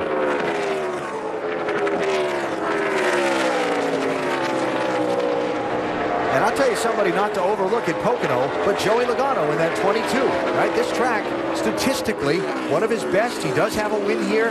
And when Joey was asked earlier this week if he thought they still had a chance to make the chase on points or if it was all about just wins at this point, he said, no, we've got a good stretch of tracks coming up, starting with Sunday. And they're 35 points out of the top 10. He said, we made that up earlier in this season already. Yeah, in fewer amount of races than the 6 that they have to do it in now. So, you know, they had a good, solid top 10 last week at Indy, and he knows that's all they really have to do as we see this battle for a lead once again. But if they can string together 6 or 7, counting last week, top 10s, he feels very strong, and I think so, too, that he'll end up in the top 10. See Brad doing a good job of holding off Kasey Kahne, and he's doing it I think for a good reason, because he needs to keep that clean air on the nose of his car to have it running like it is. And the longer he can keep Kasey Kahne behind him, I think the better off he'll be. And isn't it fascinating around this 3-cornered racetrack with the corners all of different banking and different radii? Would that be the right word? I'll look that up. How one car can be stronger in one end of the racetrack and another at another spot. Kahne seems to gain on Keselowski through turn 1. But Brad seems to earn that gap back across turn 2. If you can do that, then you've got a good chance of not allowing them to get to you when you get over to turn 3 and then come off of there for the long front straightaway. So if I was going to have my car good, I always felt that if I could get through the tunnel and then my car was going to be pretty good in 3, and that's where the driver really has to do his part too. But I felt like that was going to benefit me more than having it better in turn 1 and give up some. These guys here have been racing like crazy. They're doing their best to have some contact back here at high speeds. That's 8th place on back. Clint Bowyer, 15, just up into the number 8 spot. Actually, check that. That's from 10th place on back. They've given up a couple positions. Ambrose in the 9, also tested here at Pocono. Yeah, Tony Stewart, see, trying to recover from that pit road speeding penalty that he got that sent him back, I believe, to about 28th spot earlier on, but trying to make his way forward here. And then, off sequence on the pit stops, when the caution came out, Stewart was the leader and hadn't pitted yet. Back to that road course pit thing. That put him back at the end of the line for the restart by the guys that had stopped under green and all stayed out. Yeah, struggling a little more with his car, though, at times than what I really expected. I thought he would be pretty solid here, definitely well up in the top 10 most of the day. Got a run on him there off turn 2, Kahne did. David Reagan's 34 just ahead. Last car on the lead lap in 30th place. that one to Kane by a fender. That's the photo finish, wouldn't it? I think Casey's going to definitely have the advantage here, getting into turn 1. Yeah, we've seen him make this pass a couple of times down the very bottom of the racetrack. Brad not giving him much room, though, there, which is a veteran move and what we expect from him. But you see Casey's car just so strong down the bottom. I danced around a little bit, though, on that lap. Just like Keselowski got on that right rear and made his car just a little bit loose. Able to hold the lead. Yeah, he made it a little bit loose, and then you get across up against him down the straightaway, not touching, but you feel like if you're that inside car where he does that, it's like you put the brakes on. Ryan Newman by Kyle Busch, right side of the screen for 6th place. That was good work there by Brad Keselowski. I think that he probably learned things there, even though we still have 70 laps to go in this race. That's things that you put in your memory bank for later on, because he probably anticipates having to beat this 5 car when it comes time to win. Yeah, and earlier, the last set of tires they had on, Brad really didn't have much for Kasey Kahne. Kasey easily passed him. This time it looks like they're 2 cars better, and just able, I still think the 5 car's better, but he's able to hold him back there. So the defending NASCAR Sprint Cup champs, Brad Keselowski and Paul Wolfe, along with Penske Racing, are leading today here at Pocono in search of their first win of the season. Who'd have thought that, the way they ended the year last year?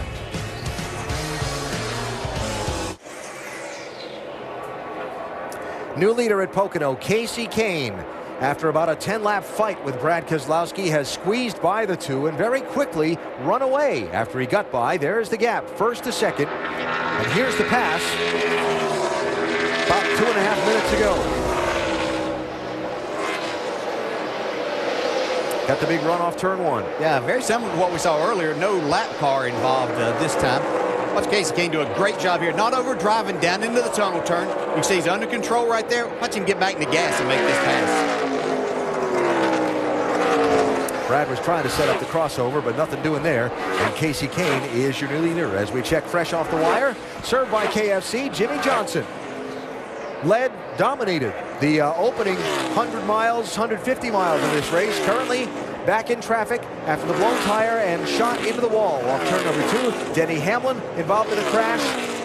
And Kasey Kahne has taken over the Caution's out, caution's out. And there's another one that has Wind getting into 1. Look, David Stremme into the wall, right front down.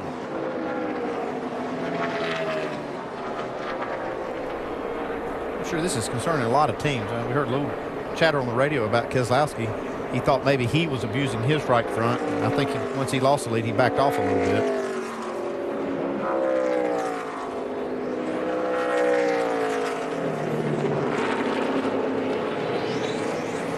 David Stremme, running in 30th position, had taken a wave around to get back on the lead lap at that last caution. So was out there on older tires when this happened. So he knew he had a problem real early in the straightaway. He did a good job of getting the car right up next to the wall there.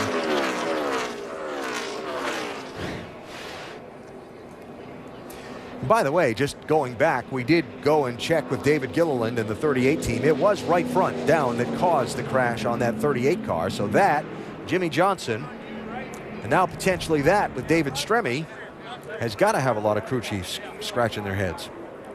Yeah, it does. We haven't seen that many tire problems here since the repave. No, and this is the same tire they've run since the repave. One thing that happens when you don't see a lot of failures and as a crew chief, you try to maybe push the tire a little bit more, ask a little more of it, sometimes with camber and other things. Yeah, generally, there's not a problem with the tire. It's a problem. Hey, it's what we do to them. Yeah, exactly. So, leaders here. Remember, we've got that whole great variety of pit stop schedules going on. Keselowski pitted under green at 68. Kahne pitted under green at 71. There were some that pitted under caution at 78. Now this should bring them all in together here, right? Yeah, I think they will. I think all of them will come to get reset here and try to make it on one more pit stop. Think we'll see some 2-tire stops here? Absolutely. Dave. You'll get one from the leader. Watch the fuel man. He will shake his head when that car is full of fuel. That will be the signal for crew chief to call Kasey gone. He'll wait, and there he goes, Doc. Jeff Gordon will get 2 right side tires around right rear. Car just a bit tight. Vince. The two of Brad 4 tires. He said it's just tighter this run, so they're going to take a bigger swing at it to free him up. The 22 of Joey Logano says it feels like it's a 4-wheel drift off the turns. 4 tires for the 22 of Logano as well, an air pressure adjustment for Joey, and it's a race off pit road. What do you think about that? Keselowski gave up quite a few spots to get those 4 tires. He and his teammate, Joey Logano, both getting tires, losing some spots. So, another strategy shuffle there on the pit lane with Kasey Kahne's team having that first stall at pit entry and making the first call, or one of the first stalls at pit entry.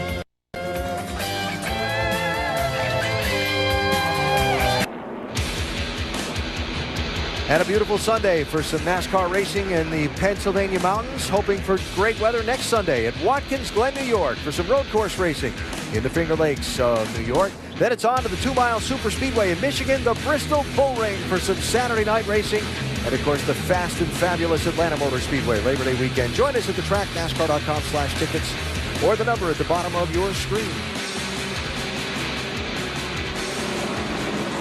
So as we work 1 lap away from the restart here at Pocono, with now Martin Truex Jr., the race leader for the moment.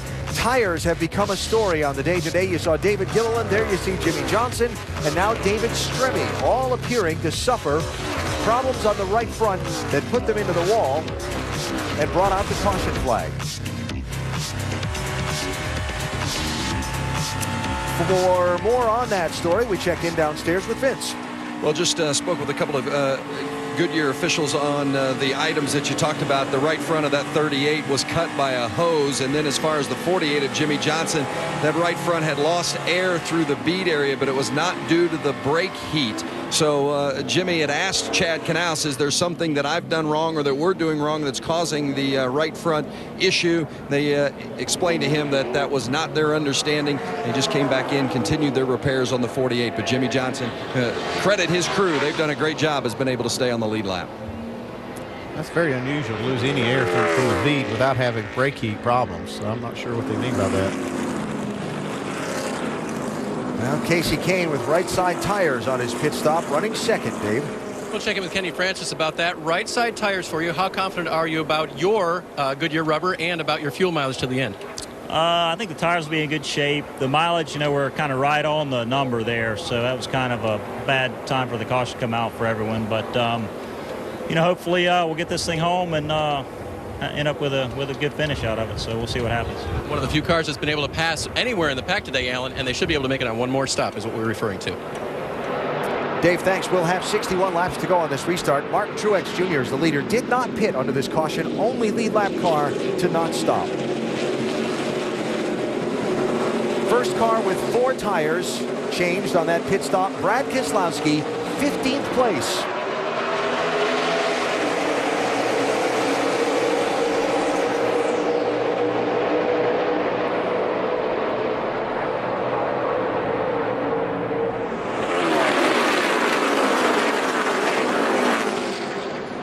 Been seeing it. Last 2 restarts, the 5-car, Kasey Kahne, hasn't been very good on that initial part from when they start getting out into turn 1. He's pretty good after that, though. Better get the whip out here. 3 wide for second place.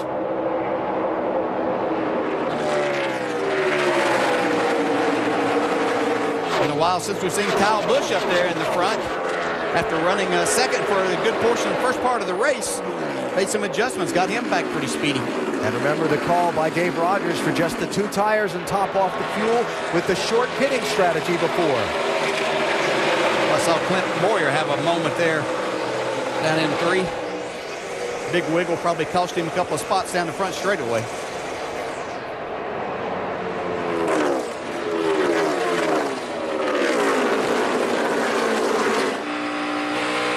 Tony Stewart.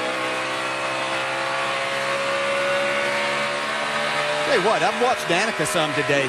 She's really done a nice job in her quest to be up and race a lot throughout the day. And I've seen her make some quality passes. She's getting passed right here, but I just saw her on the restart be pretty aggressive. Some other times that she's really done a nice job throughout the day. And it's just been impressive to see her come back here and after she's had a race. So, Vince, what are they saying about this car?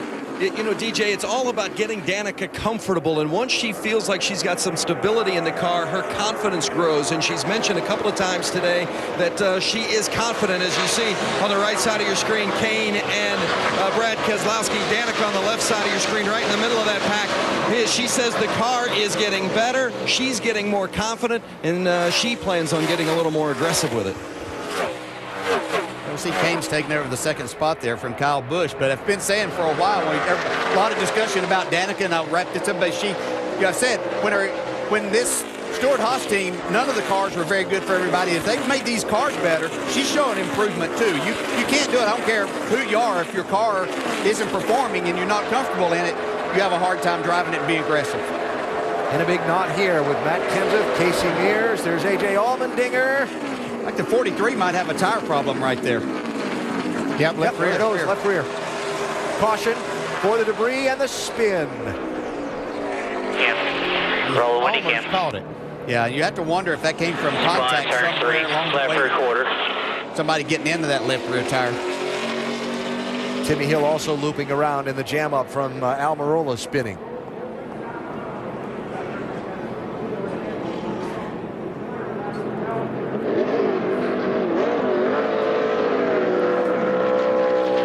So sixth caution of the race has flown with now 58 laps to go. Probably helps some of those people that were concerned about making it on fuel here. Kenny Francis said that Kane was right on the number. Right here is Eric Almirola. You'll see him. Left rear tire's already down. He knows it. He's trying to chase it. Almost saved it. Yeah, I think he felt this. You can see Tim Hill right there running on some cars and then spin his car, but I think he knew this going over the tunnel.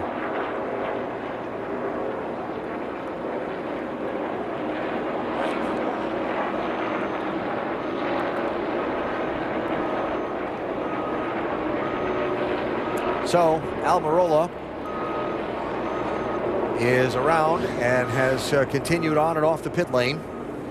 He was 19th at the time of his spin in turn number 3.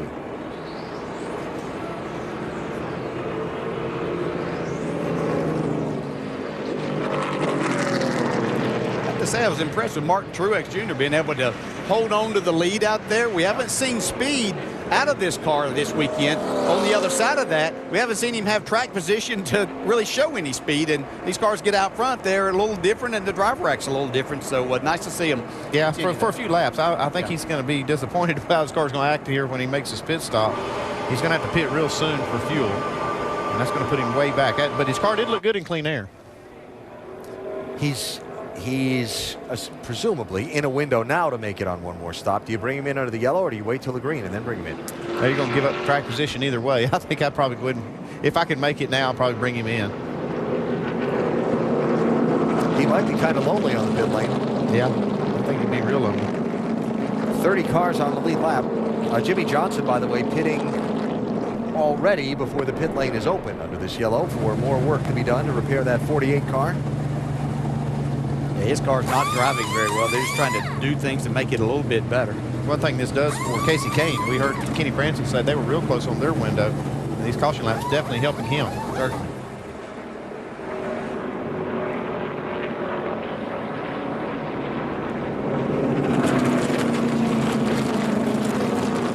Big day for Truex, he said, coming into this race.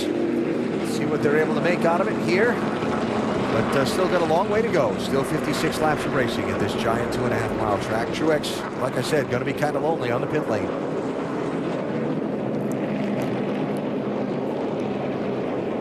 He's got more company coming up there in the background, Doc, but as far as the leaders are concerned, he was kind of lonely. Yeah, give a call to Chad Johnson, the crew chief. They're going to make a chassis adjustment here, but the car had been so free and so sideways. You heard me characterize it using his own words. Said the car was ugly. Well, they have made the car so much better. It's actually a little bit tight now. Right side tires, left side tires going on, taking their time to get it completely full of fuel. They will have to make at least one more stop to make it. 4 tires, he's down and away. Probably going to put him back about 23rd in line for this restart for Martin Truex Jr. Reminder coverage of Major League Baseball. Back for the restart.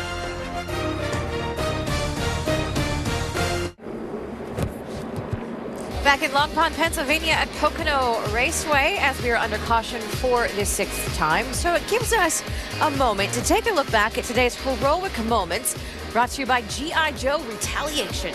There have been a few issues for several drivers out there today. Not the case for Kasey Kahne and Kyle Busch because they are currently running 1st and 2nd, but it was not a good day for Denny Hamlin, who has been so good here. Just not today. Oh, yeah, not today. He got into the very last turn, turn 3, downshifted, and about the same time the car broke loose, he crashed the wall, tore that thing to a million pieces. On the other hand, Kasey Kahne been very good, but tires, not so good. We had said something earlier about durability being an issue.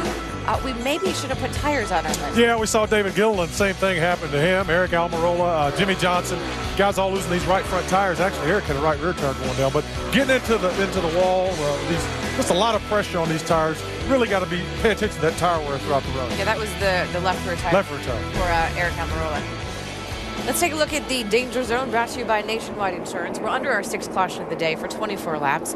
We've had 6 crashes with 9 cars. We said earlier that Hamlin is out, and we've seen 4 cars with blown tires. Yeah, we saw a crash early, maybe a little bit too early to be racing that hard on the first lap. But then these cautions that are being caused by the tires are putting debris on the racetrack, and I think that's adding to some of the tires that we're seeing. At these high speeds, you don't need much of a cut in that tire to cause a problem. We've seen right side tires, but we've also seen left side tires. Left rear. So that's telling me it could be a debris issue. 54 to go, and the crew chief at the end of our table has said many times, what are they thinking?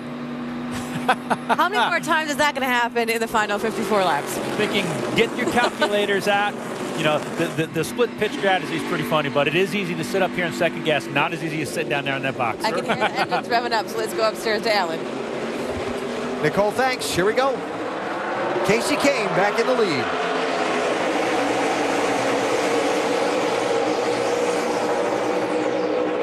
There's the Pocono fan out. Here comes the funnel down for turn 1.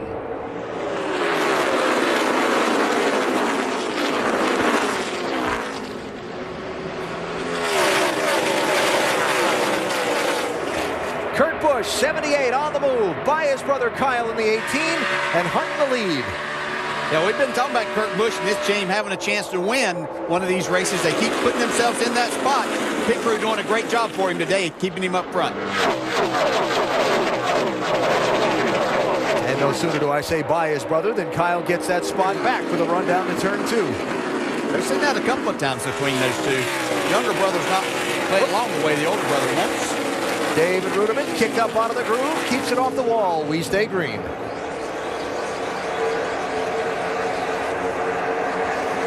But that slip causing a big mess back in traffic. Look at this. Right there, that Napa logoed car, Martin Truex Jr., remember, the leader at the caution flag, restarting 24th. He's probably saying about now, where'd that car go that I had a while ago? Yeah. Doesn't handle quite as good back there. Bobby Labonte there as well, 47. And here comes Ruderman again in that 83.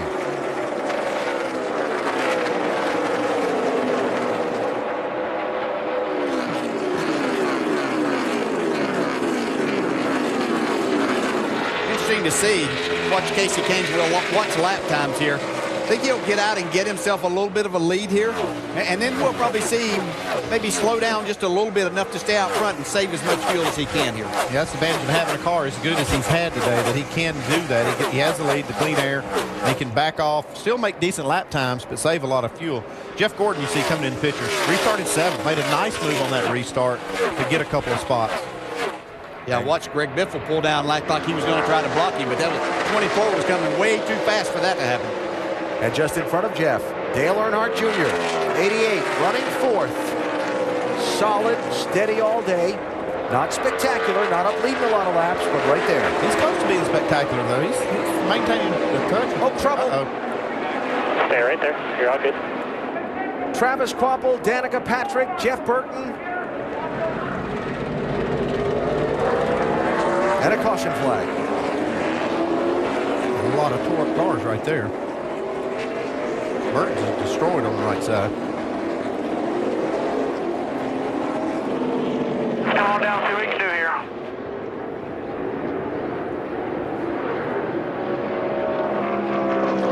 Anything leaking, Brandon? Not that I can tell yet. Wow, a lot of damage on Menard's car.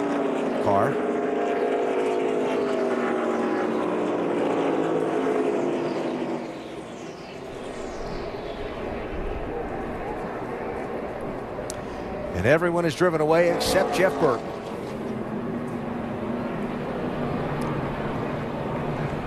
And Jeff had a good race car. They pitted back 2 cautions ago late to put more fuel in that car, got him back in this pack.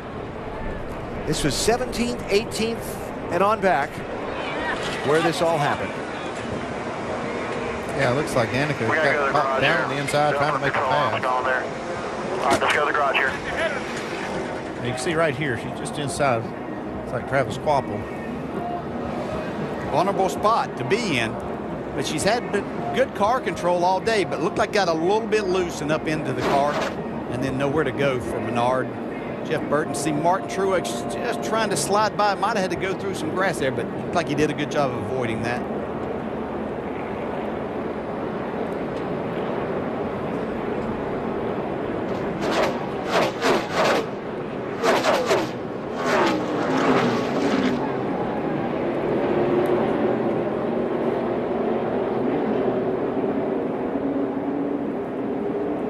Well, Jeff Burton was almost by that and just got enough of it to turn him into the wall. That second corner is a tough place to run side by side through. Yeah, always been a tough place, and you lose, especially that inside car loses so much air on it. Yeah, you can see how frustrated Jeff Burton is after having a decent car and getting knocked out. 2 weeks in a row. You know, he really thought they'd gotten themselves in a position to maybe drive up into the top 10 in the points, but obviously last week put him out of that position and then have a decent car here today and have it taken away. And Jeff was 20th in the championship starting the day.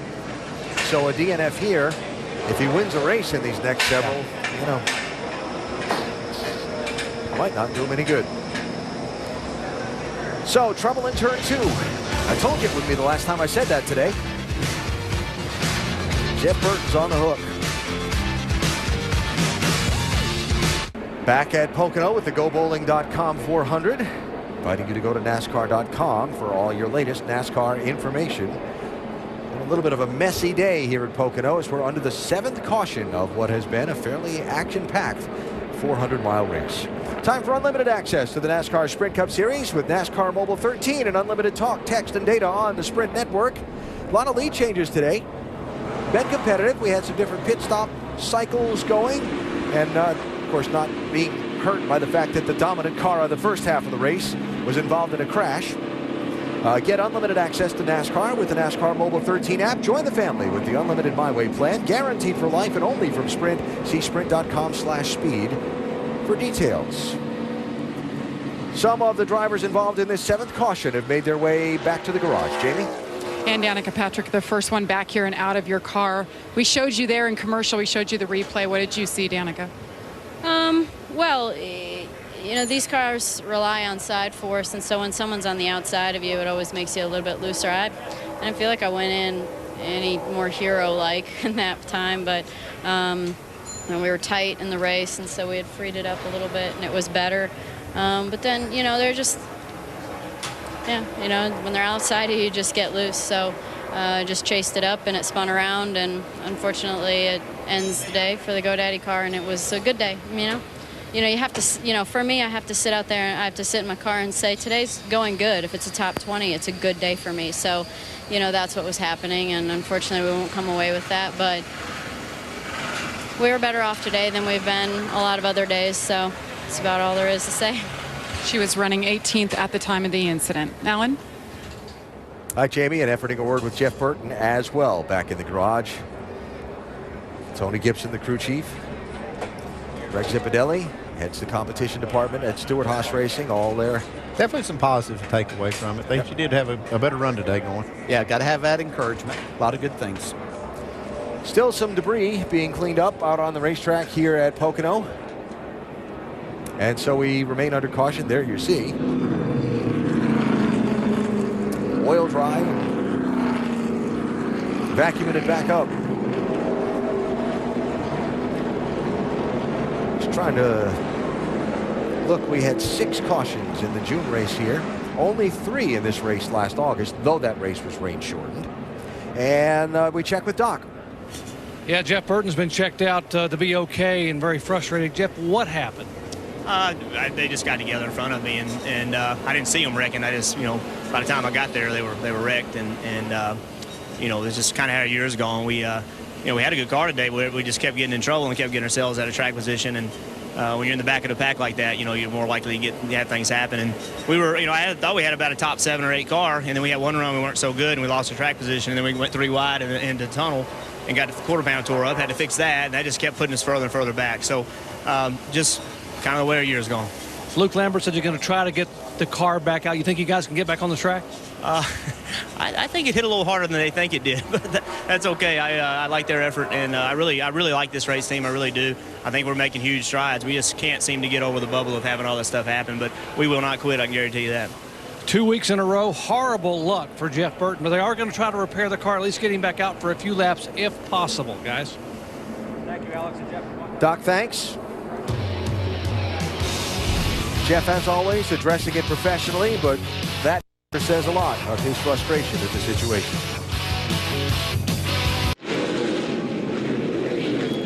Coming to the restart with just over 100 miles to go at Pocono Raceway, and Kasey Kahne leading. 28 cars on the lead lap. Aric Almirola the free pass, and the green flag back in the air.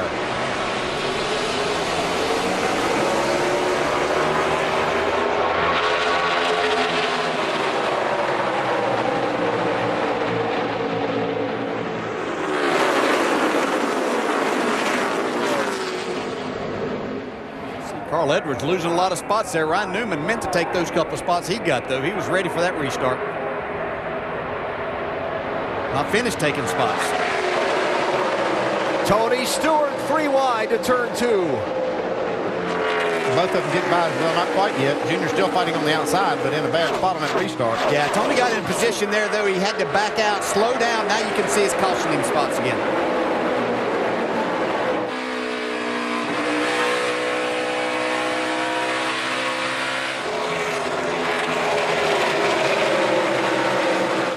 Now, I've talked about how aggressive you must be on restarts in NASCAR Sprint Cup racing these days. How about Ryan Newman? What did he get, 4 in turn 1 in that last lap? He got 4 in turn 1 and then passed Biffle down the back straight, or going down into turn 2. So nice restart for the Brickyard 400 winner.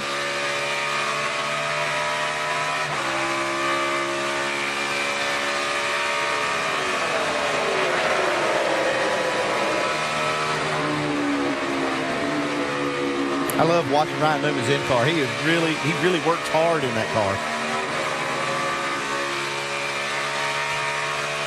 Just get up on top of that wheel.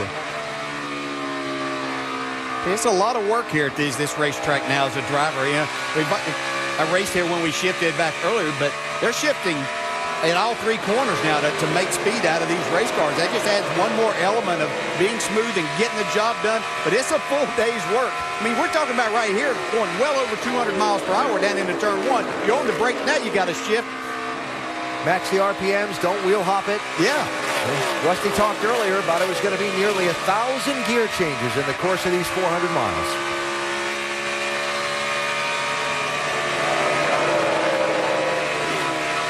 And you're right, Ryan Newman gets it done. I mean, he goes every lap like this all the time. And, we saw it pay off for him with a huge win last week.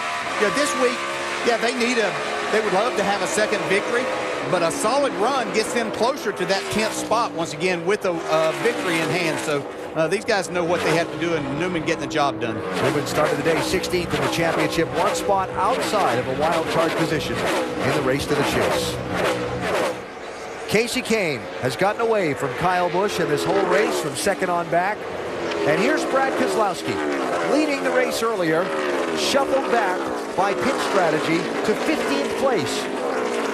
He's only made it back to 13th place. How does Paul Wolfe get this guy some track position for the end of this race? That's a good question. We saw Jimmie Johnson and Chad Knaus do the same thing after dominating, get back in traffic, can't pass anybody. they're going to have to find some way to do that, and the only way that's possible could be for them to take 2 tires on the next and last pit stop. But the problem with that is it's going to take a lot of fuel when they make that stop. They're going to have to put about 12 seconds of fuel in it, 11, 12 seconds. So they may gain a little bit by getting 2 tires. You got to tell me how hard it is to pass. I mean, you got tires right there. Really hard to pass them on 2, especially after they've cycled and cooled off. I feel like they're back to where I'm at. The actual stickers, I feel like I could pass with, yes, but only if I didn't get a yellow to cool them back off. Heat cycles on tires factoring into the handling of that 2 car as well. Just more data for Paul Wolf, the crew chief, to have to make a decision on. The Busch brothers have raced together just about all day. Now Kurt, 78, getting by Kyle in the 18. It's like Junior's car is pretty strong at this point, too. Yeah, it's probably the best that I've seen this 88 car look today. He's been up in there a lot, but as far as having speed and the handling, it looks like Junior's well on his way to a solid top 5 and possibly an opportunity to win as he takes his 3rd spot away from Kyle Busch. And back to Keselowski just a minute, that was the only reason I didn't question the 4 tires earlier. Is a lot of people, they got 2. I thought they could pass some people and then take 2 on their last pit stop and gain that track position back that they were giving up there. But he's only picked up 2 spots. That's the problem. To 13. Yeah. You know? Yeah. Look at the gap Kasey Kahne has put on 2nd place.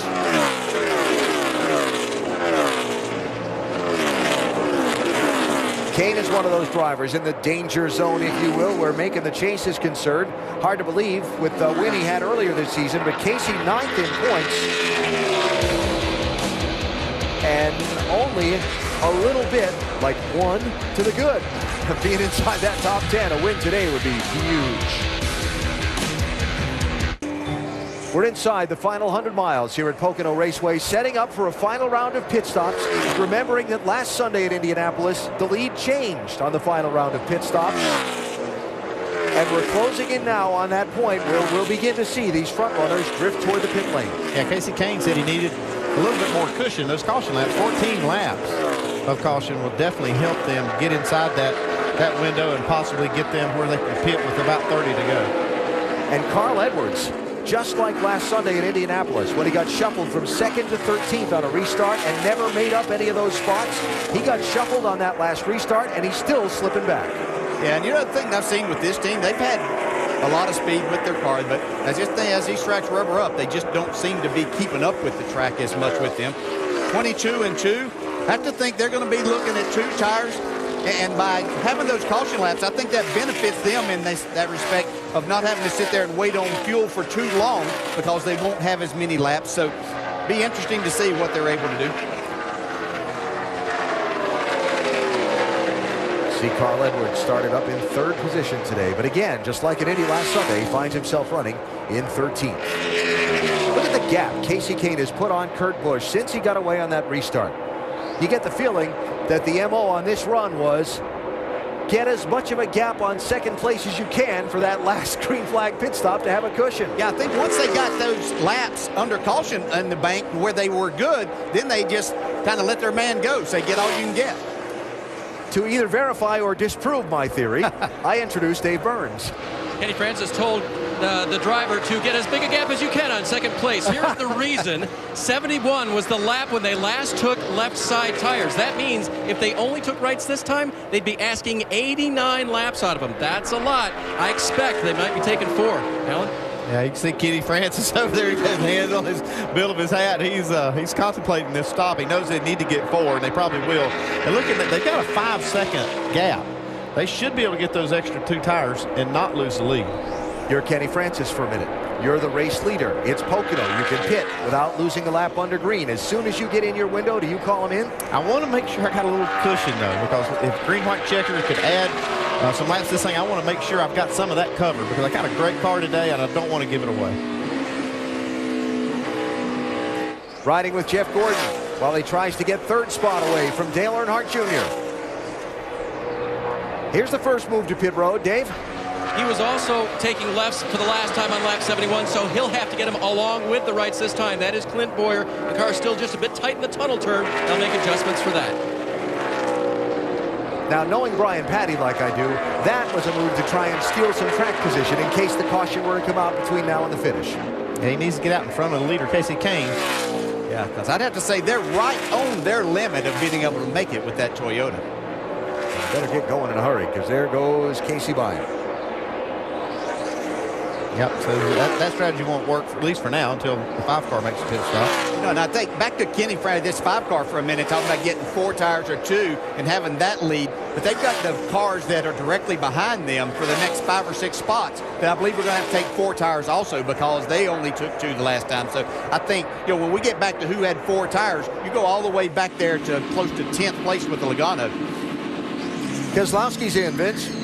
Brad Keselowski's had one of the better cars today, led 14 laps, but he's pitting from 11th. Remember, they came in and took 4 tires before. He says the car is good, the balance is good in clean air, but it's very hard to pass in traffic. Right sides only for Brad Keselowski.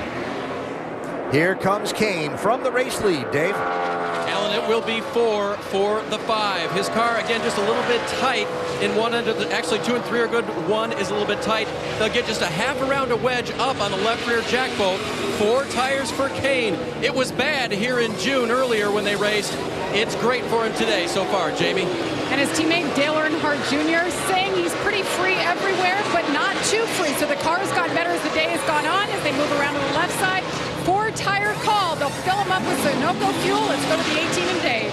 Kyle Busch said there is no front steer on exit. He last put left side on lap 54, so there was no question they'd put 4 on. Kyle's gone. Kevin Harvick's in, Doc. Kevin Harvick, right side tires only for Harvick. They roll the dice, right side air pressure change for Harvick, who was loose entering 3. Kurt Busch now the leader and heading to pit road, along with Jeff Gordon and Ryan Newman. Remember, that last set of pit stops at Indianapolis changed the outcome of the race. We'll see what today's brings. Jamie? And Todd Berrier told me before this race, if they want any chance at winning a race with Kurt Busch, they've got to be better on pit road. These guys have nailed it today. They've gained him positions on pit road each time, but this is the last stop that they anticipate. They've got to nail this one. 4 tires, fill them up with fuel. A little bit longer, the longest one all day. 2 seconds longer, Doc. Jeff Gordon, 4 tires to the tight traffic, no adjustments. He's down and away. Great final pit stop, 13.3 for Gordon's crew.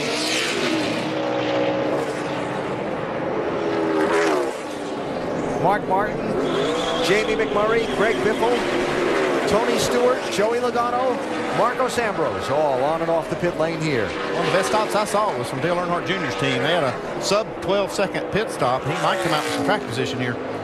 Here's your leader, Truex. Coming in.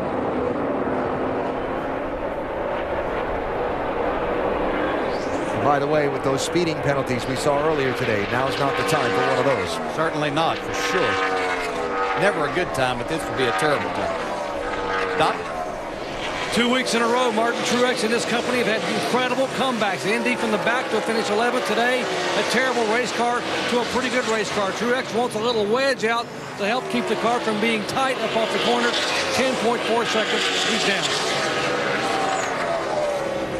So looking at Almirola, the leader, who stopped under the caution for the crash with Danica and Jeff Burton and Travis Kvapil.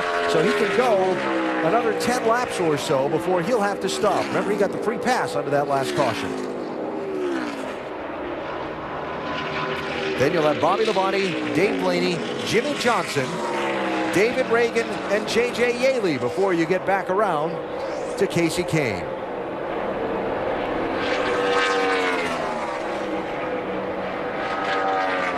Almirola in, Labonte and Johnson in. Dave Blaney is now the leader of this race. Go ahead, Doc. Right side tires for Eric Almirola's chassis adjustment. Remember, he had the cut left rear tire, damaged fender. No quit on this team. Todd Parrott said, I've won it twice here with Dale Jarrett as my driver. We're not going to quit. We can get a good finish. Vince, Jimmy Johnson. Well, it's been a struggle for Jimmy Johnson all afternoon since he blew that right front tire and got into the wall and suffered all that right front damage. 4-tire change from Jimmy. Crew continuing to work on this race car, trying to get it better and better to recover from that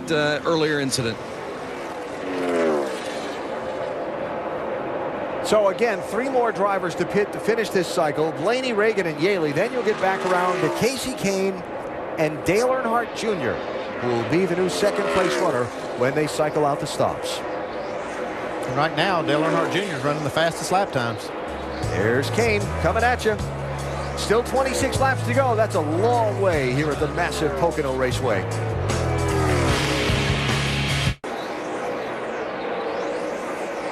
Back live at Pocono Raceway, there is the man who's reassumed the lead in this race, Kasey Kahne, after the cycle of green flag pit stops. Back out in front of Dale Earnhardt Jr., Jeff Gordon, Ryan Newman, and Kurt Busch, who will be the top 5 after a couple of guys finish cycling through pit road here in a moment. Jimmie Johnson, just joining us, was the story of the first half of this race, and then just a couple of laps shy of halfway after Johnson dominated, that happened. Yeah, right front tire went down right there in the tunnel turn. So after starting on the pole, Jimmie Johnson now trying to salvage what he can on the day. He's in 25th place in the last car on the lead lap. At the moment, Johnson led 49 laps today. He still led the most laps in this race, despite as long as Kasey Kahne has been out in front. What a dominant day for Hendrick Motorsports again. I remember Johnson now with his troubles, but totally dominated the first half of this race. And look at their other 3 cars, 1st, 4th, and 5th. You got a good company package today.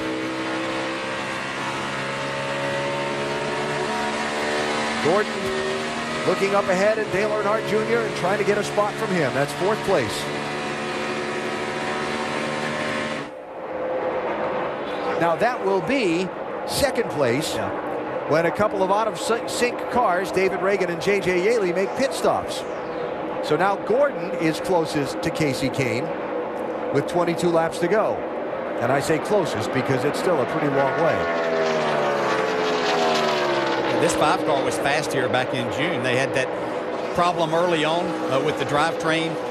Repaired that, came back out, ran a lot of fast laps throughout the day. So even though they didn't have the practice yesterday, they pretty much knew that they had a good enough car in race conditions that they would be a factor in this race today.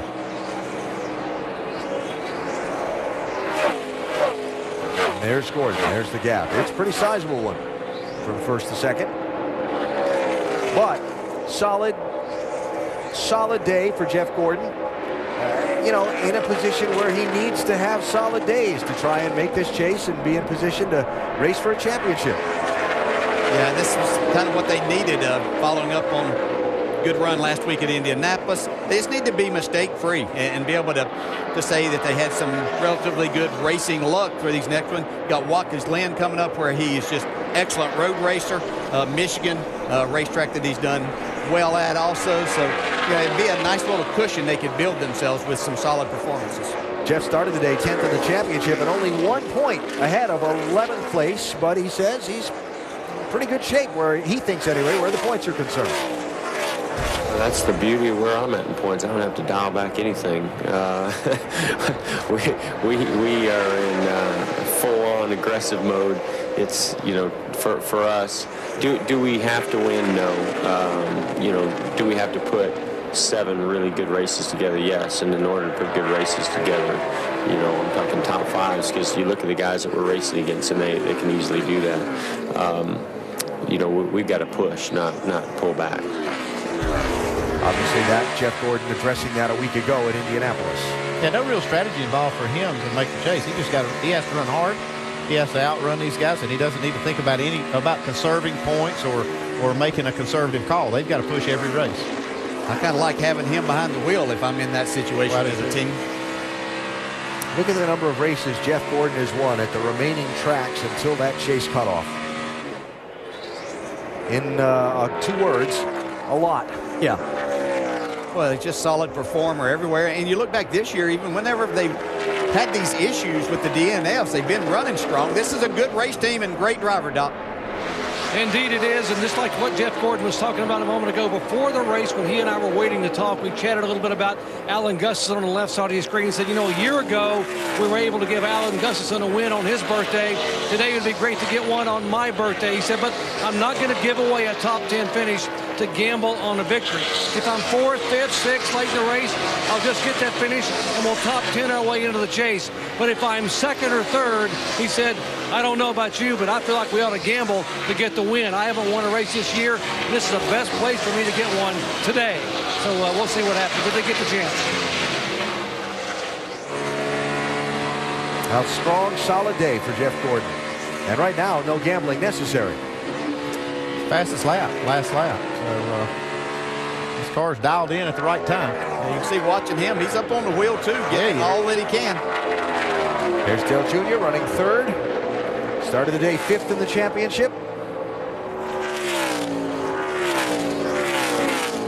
And we talked about Junior, really solid day for that team.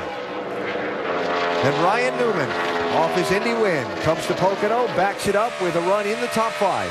Yeah, I'm just so impressed with Tony Stewart's organization, and especially this race team here. They did not have speed early on this year. They were struggling with this car, couldn't find speed. Man, they made a turnaround, and you know, they've got Tony and Ryan victories and working their way towards being in the chase. And Kurt Busch right behind Newman had the tough pit stop there just a few laps back that cost him a couple of spots on the racetrack, a few spots actually. Whoa. You see Kurt getting all out of it that he can right now. Yeah, they lost him about 3 spots from where he was running on that pit stop. Just unfortunate. And as a crewman, you got to get it done all day long. There's no room for any mistakes in this as close as things are. And if you make a mistake, you want to do it early in the race. Don't do it at the end when you don't have time to make up for it. But still a solid run for this team. Yep, another one.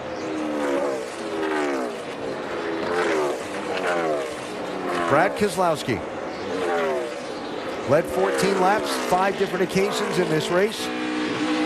Really, the track position game has just not fallen in their favor today. It didn't work out for him, but one thing I've noticed, he was over 14 seconds behind before that last round of pit stops. He has closed that some.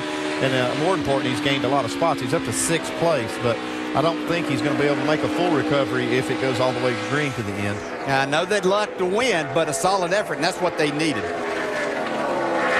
Tony Stewart running 7th.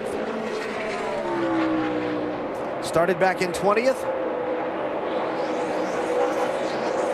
Tony got shuffled back by the whole hopscotch pit strategy earlier. Got caught out on the racetrack as the leader, because he'd got a pit road speeding penalty early in the race that put him out of sync with some of the others, and that lost track position when the caution came out while he was leading and then had to make a stop has been something Tony's been trying to make up ever since. Yeah, as I look at this, you know, and think about as they work their way towards the chase, how many excellent drivers and teams are we going to have battling when we get to Richmond that maybe have one win or sitting right there, you know, from that 8th spot on back? It's just going to be incredible to watch these drivers and teams perform over these next 5 weeks. Yeah. So much at stake, and you can feel the tension in the garage when you're in there too and you talk to these people. There's Kyle Busch running as high as 2nd earlier, racing Casey Kane for the lead on a couple of restarts. Now he's back at 8th. They've lost the handle here lately. I don't know what happened here in the last couple of runs, but that car's just not been as good. Dave, what's going on with Kyle Busch? And it was that gamble they took for 2 tires that you thought before Jimmy hit the wall might have helped them, but it really didn't because they kept the lefts on there for so long. He lost positions. So when they finally took 4 this last time, he's actually picked up a couple of spots since they restarted, but it was that long run on old left side tires. Okay, he's pretty loose right there too. Yeah, you know one thing with these cars, because these things are so fast, if it gets off just a little bit, it's really magnified a lot because of the speeds that these guys are running around this track. Greg Biffle running in 9th, just ahead of Joey Logano in 10th.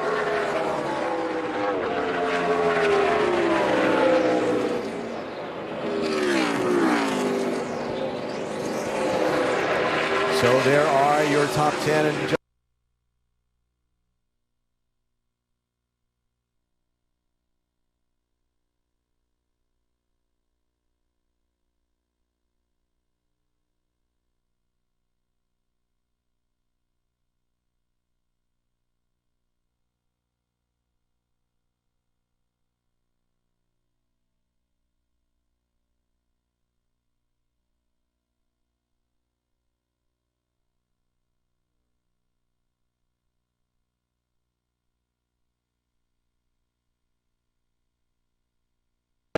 when they came here. It was the opening laps they spent in the garage. A drive shaft failure. They changed the entire transmission. He finished 36th on that day. And you heard him in countdown when he came to the pit studio this morning. He said, we've just got to finish these things. Well, they have gone almost all the way to the finish, and they have been a superior performer indeed today. Kenny Francis on the box has called a good race. Casey's had a very fast car, and they've kept it all together. Caution. Debris in turn 2. Erasing a 7.6 second lead that Kasey Kahne had over Jeff Gordon. Oh boy. Oh boy is right. Yeah. 5 cars been fast, but you never want to get yourself in a position where you had a big lead and you have to make a restart, and so many things can happen. It's a good break for people like Keselowski, though. Yep. They're able to make up some of the ground they'd lost. Yeah, get back with a in. fast car, for sure. We thought these other restarts, and the start of the race was wild with 400 miles to go. What's it going to take now inside of 10 laps to go? Don't think we'll see anybody make a pit stop here. Hey, track position. You just let my next question is. I could hear you. Yeah. You can see those wheels turning? Yeah. Yeah.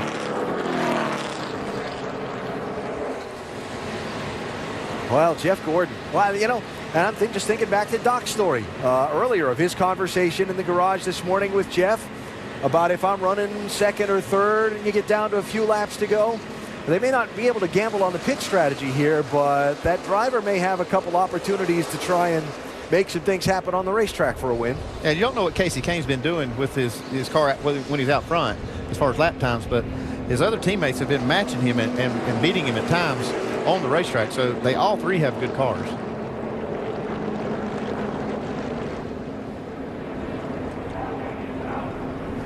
My.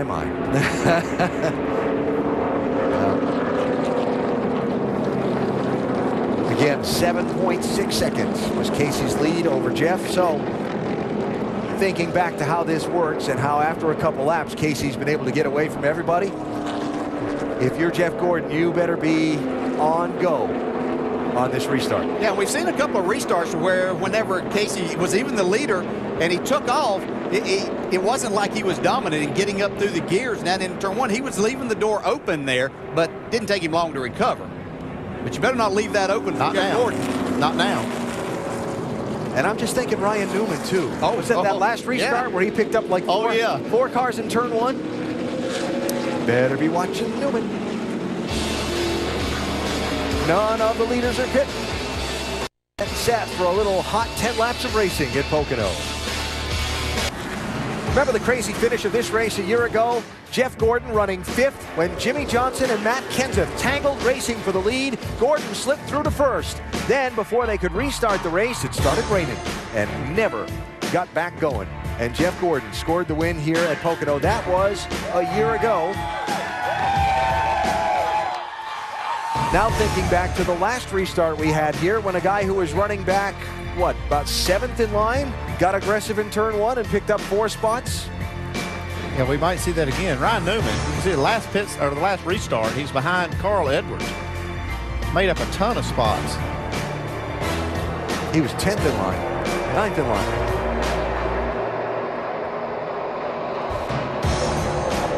Little 3 wide, there's 1, there's 2, there's 3, there's 4. Got to go, and now he's going to make up. I think he actually gets Biffle by the time they get to the tunnel turn. Yep. So, that's how the last restart was. Now we're doubled up to try again with what will be 8 laps to go. David Reagan free pass, 25th place, last on the lead lap. Up front, 300 Motorsports cars, running 1, 2, 3. Kasey Kahne choosing the outside lane with Jeff Gordon to his inside. Then Dale Earnhardt Jr. and Ryan Newman in row 2. Kurt Busch, who has that inside lane.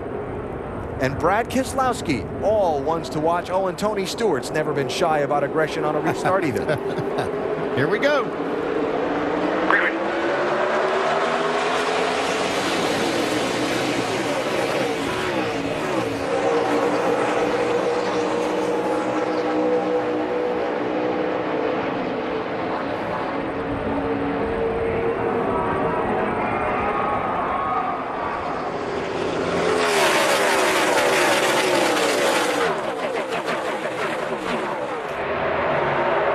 Jeff might have a run getting to the tunnel.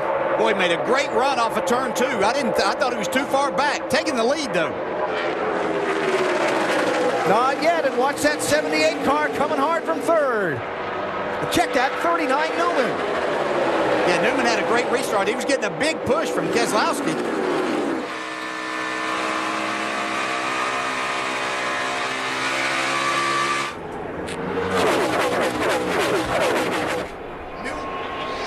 Yes, sir.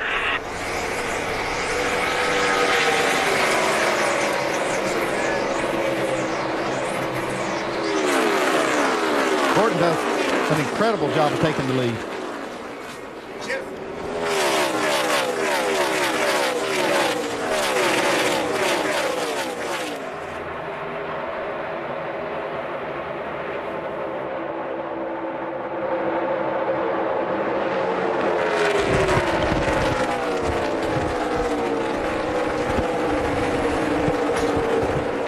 So Jeff Gordon out in front. Wow.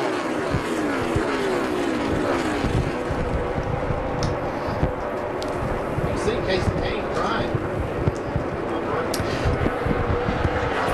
Gordon, Kane, Newman, Kurt Busch. Now Kane, the last couple of runs, after he got going, has had incredible speed in that car. He better get going now. The problem is he's got Jeff Gordon ahead of him. Apologize for the audio difficulties, but we're excited over these last few laps. A lot going on here. I knew Jeff Gordon had a fast race car. I just wasn't sure it was good enough to make a pass on what we had seen to be a dominant car here in Kasey Kahne. Yeah.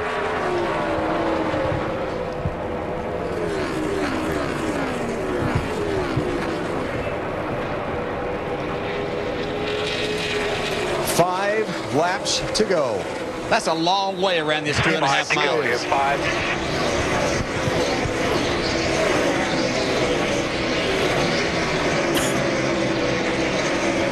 I've been watching the lap times. You know, Jeff Gordon's car had been fast. So had Junior's before that caution came out, but I didn't know he was going to have that much for Kasey Kahne. Yeah, I knew I'd seen Kane struggle on the restarts just a little bit, but by turn 2 and then 3, he was able to get his speed up and hold everybody off, and he's coming hard at Jeff Gordon right now, too. Now, Junior's been shuffled back to 6th. Here's double wide here. Kyle Busch trying to find a spot under Joey Logano. That'd be 8th and 9th. And that'll set up Greg Biffle for a big run down to turn 3. Got to spin off, too. Trouble, turn 2. Matt Kenseth. The day that starts lousy, ends lousy. Yeah, this car, he's been struggling with this race car all day after that contact on the very first lap. And just like Kasey Kahne saw that 7.5-second lead erased with the caution, all that work Jeff Gordon did to get ahead of Kasey Kahne, gone. Yeah, he's going to have to work hard on this restart, but he does control it this time as the leader. Wow. Well, you know, I was doing an interview earlier with the Allentown newspaper in advance of the race, and I told them, I said, I had a hunch that this race would be a little bit crazy because at Pocono, my recollection is when one race is kind of tame, the other race goes a little, well, the June race was kind of tame. Here we go. Not so much this time. Not so much. What happened to Matt Kenseth? Here he is on the inside. Looks like Bobby Labonte.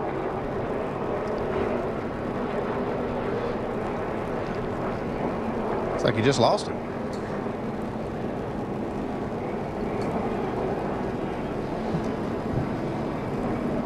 Here's somebody that did not want to see that caution. No.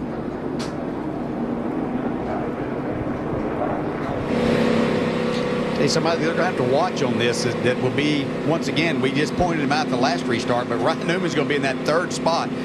He has really been set on go on these restarts.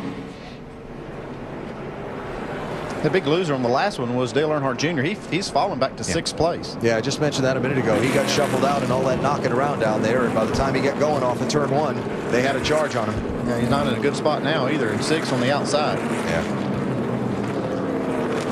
Wow. Well, just one other small item to bring up.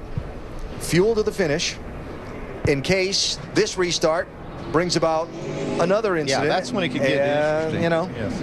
I mean, they should all be good to go here. We've got a lot of caution laps that we've run, and they should be okay. But extension of the race does bring some stress. You think? Yeah. How stressed do you think Jeff Gordon is here? I think he's focused. Alan Gustafson, that guy, is stressed. Kind of out of his hands right now. He's done everything you can do. This is tough, man. I'm telling you. You stand on that box and you've got this. There's nothing you can do with all that nervous energy. At least Jeff's got something to do. Interesting here. The leader's chosen the outside lane for every start all day, including the initial start. Jeff Gordon's going to choose the inside lane. Well, that's where he made his pass from last time. So apparently he feels like that's the best place for him and his race car. That's what you have to do as a driver. So this will be 2 laps to the finish from the green flag. Not a green-white checker overtime. These are the last 2 laps of the scheduled distance. Last time, Jeff Gordon managed to hang with Kasey Kahne for better part of a lap and then get away from him.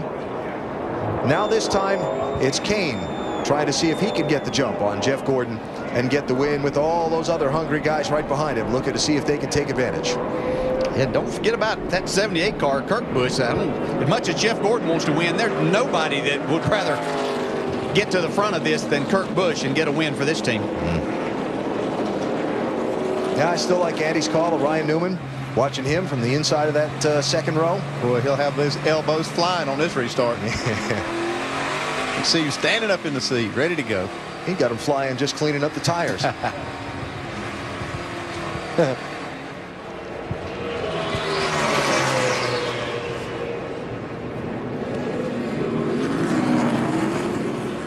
Well, a day's worth of work, a weekend's worth of work comes down to these final 2 laps. Get a good restart, you might take home a trophy. Make a mistake, you will go home regretting it. Yeah, a lot of spots to possibly be lost here with a mistake. 2 laps to go. Who's going to win?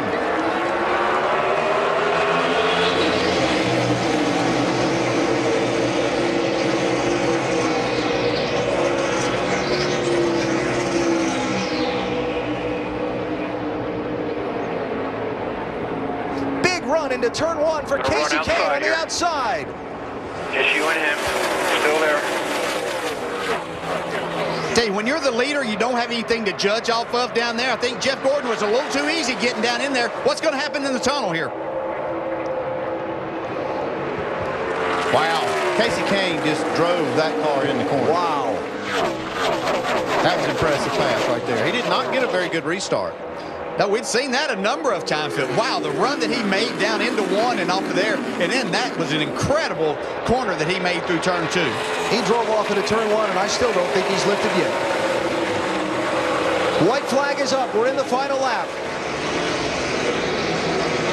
3 more tricky Pocono corners for Kasey Kahne, and one that almost got away might be coming back to him.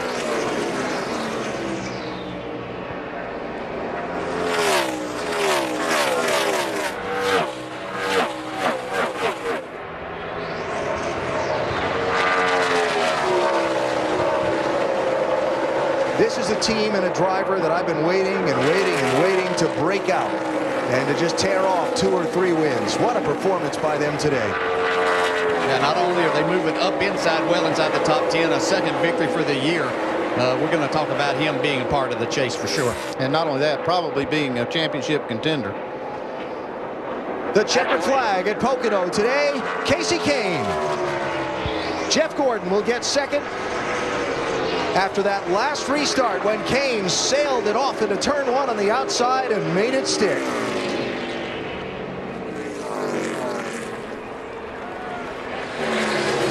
Good job, guys. Yeah, we needed that. Way to go. Great car. Fastest car here. Thanks.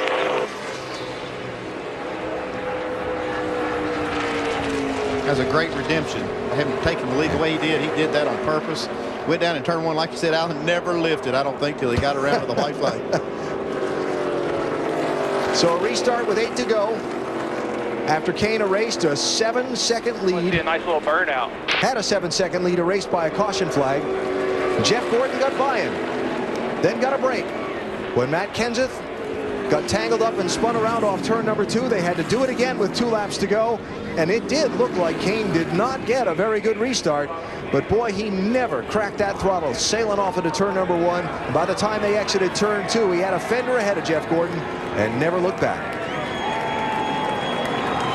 Just that commitment into turn 2 on the outside. I mean, you can do that as a driver on the inside. A lot of times you'll go on and drive it in there. But being on that outside groove, that's knowing what you and your car are capable of doing right there. And as you said, Andy, he had a purpose with making that pass.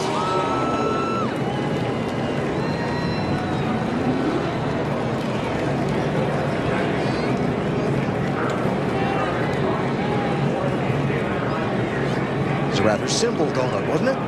Well, it ended simple. He started it pretty fast. He was going about 40 miles an hour when he started it.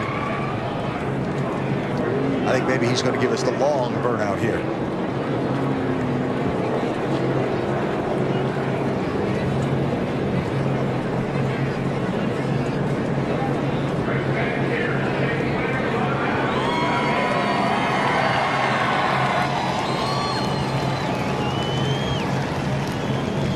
Yeah, something he wants to pick up.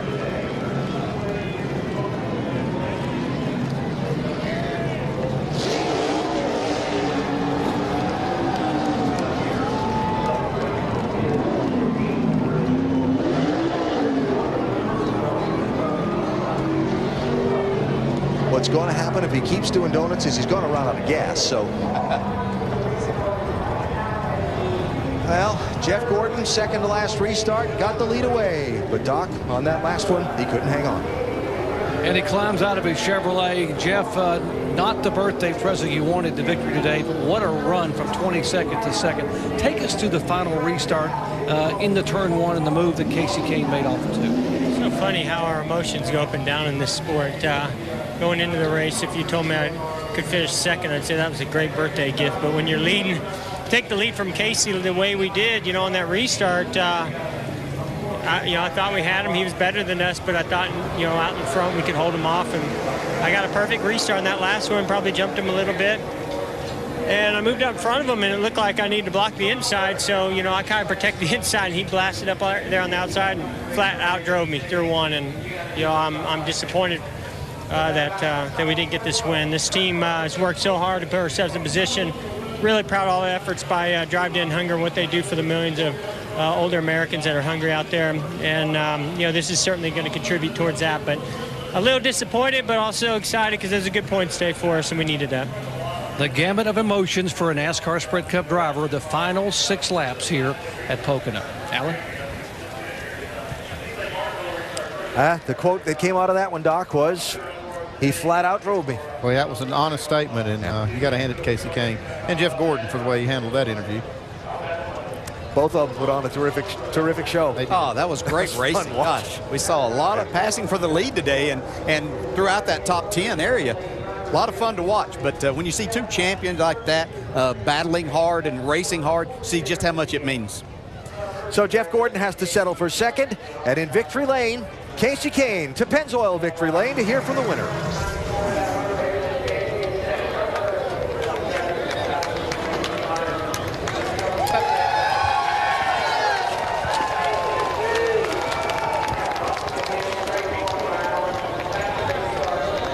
Yeah, those are your peeps up there, the ones who got you this far. But, man, you drove that car at the end of this race. Describe those final laps, Kasey. Well, it was about gave it away. Jeff got by me, and I was behind, and then that final restart, I spun my tires a little bit. He got a great jump, and Kurt pushed me all the way to turn 1, which really helped. And then I had one opportunity. It was either go for it and make it work or not. And as good as our Farmers Insurance Chevrolet was all day long, I thought we could make that work on the outside. I just needed to clear him, and when we got to turn 2, I was able to do that. So it was a great race. We had a really fast car. Kenny called an awesome race, and Keith Rodden and the whole pit crew did a perfect job. But thanks to Time Warner Cable, Great Clips, Pepsi Max, Quaker State, HendrickCars.com, Sprint. We needed this one to get in the chase. I mean, we really did, and it feels really good. So we have a strong team. They've done a great job. I want to say too, Jason Leffler, last time we were here, he rode home with me, and we had a great time together. And everybody misses him. Our other friend Gary Zeronin had a heart attack after the Brickyard last weekend. He was there hanging out with us all day, and he's in Indianapolis recovering. So some of our really good friends, and it's a good win for everybody. Casey, your second of the year. When you came here in June, the day started with disappointment, and you left yet for a long day, 36. Describe what it's like to leave from Victory Lane. Well, we had a great car that day. Jimmy did too, and I think we would have had an awesome battle between the two of our cars. But, so we just fought all day to see where we were once the guys got the car fixed. And today we were cruising forward the whole time. And then once we got there, we stayed up front, and it feels really good. Our Hendrick engines are unbelievable. The Hendrick chassis and cars and transmissions, everything that is part of this race car here. I mean, everybody that is part of that does an awesome job. I'm so happy to win. Congratulations. A lot of things on his mind, but winning first and foremost today, and he did a great job, Alan. Certainly, Dave. And, Casey and all of his team, they work all week. They focus on one thing, and that's the chance to be part of that. A celebration on a Sunday. Takes a lot of people to make this happen. Yeah, special feeling as a driver. Tough racetrack. Kasey Kahne tamed it today. I think the crew enjoyed it too. I think. Back with more post-race coverage from Pocono. Well, the terrific fight for the finish here at Pocono between Kasey Kahne and Jeff Gordon was one of the headlines of the day. The other was the driver and car that dominated the first half of the race, having that happen to them 2 laps shy of halfway. Jimmie Johnson cutting down to right front, hitting the turn 2 wall, soldiering on the rest of the day with a number of stops. They probably made about 15 pit stops, Vince, and Johnson wound up finishing 13th. After having his heart broken last week at the Indianapolis Motor Speedway in the Brickyard 400, Jimmie Johnson with another tough day today. But, Jimmy, you guys made something out of nothing after that flat tire to finish 13th. How proud are you of this team? Yeah, just really proud of the effort to work through the damaged race car. And then I guess I hit so hard it knocked one of the spark plug wires off the spark plug, and I was running on 7 cylinders, and we finally figured that out and got the spark plug wire on, and then the car ran good again.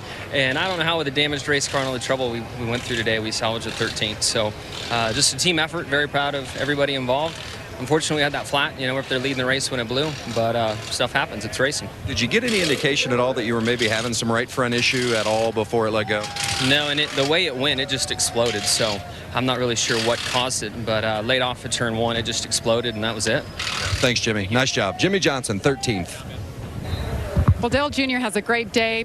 Pit stops were solid, but Friday you guys had a serious vibration. It was a shake, actually, what you called it. They changed everything that could rotate. How good was the car today, and how did you guys get it better through the race? Yeah, it was better as far as the vibration goes. We changed everything but the engine. I want to thank the guys. They worked really hard.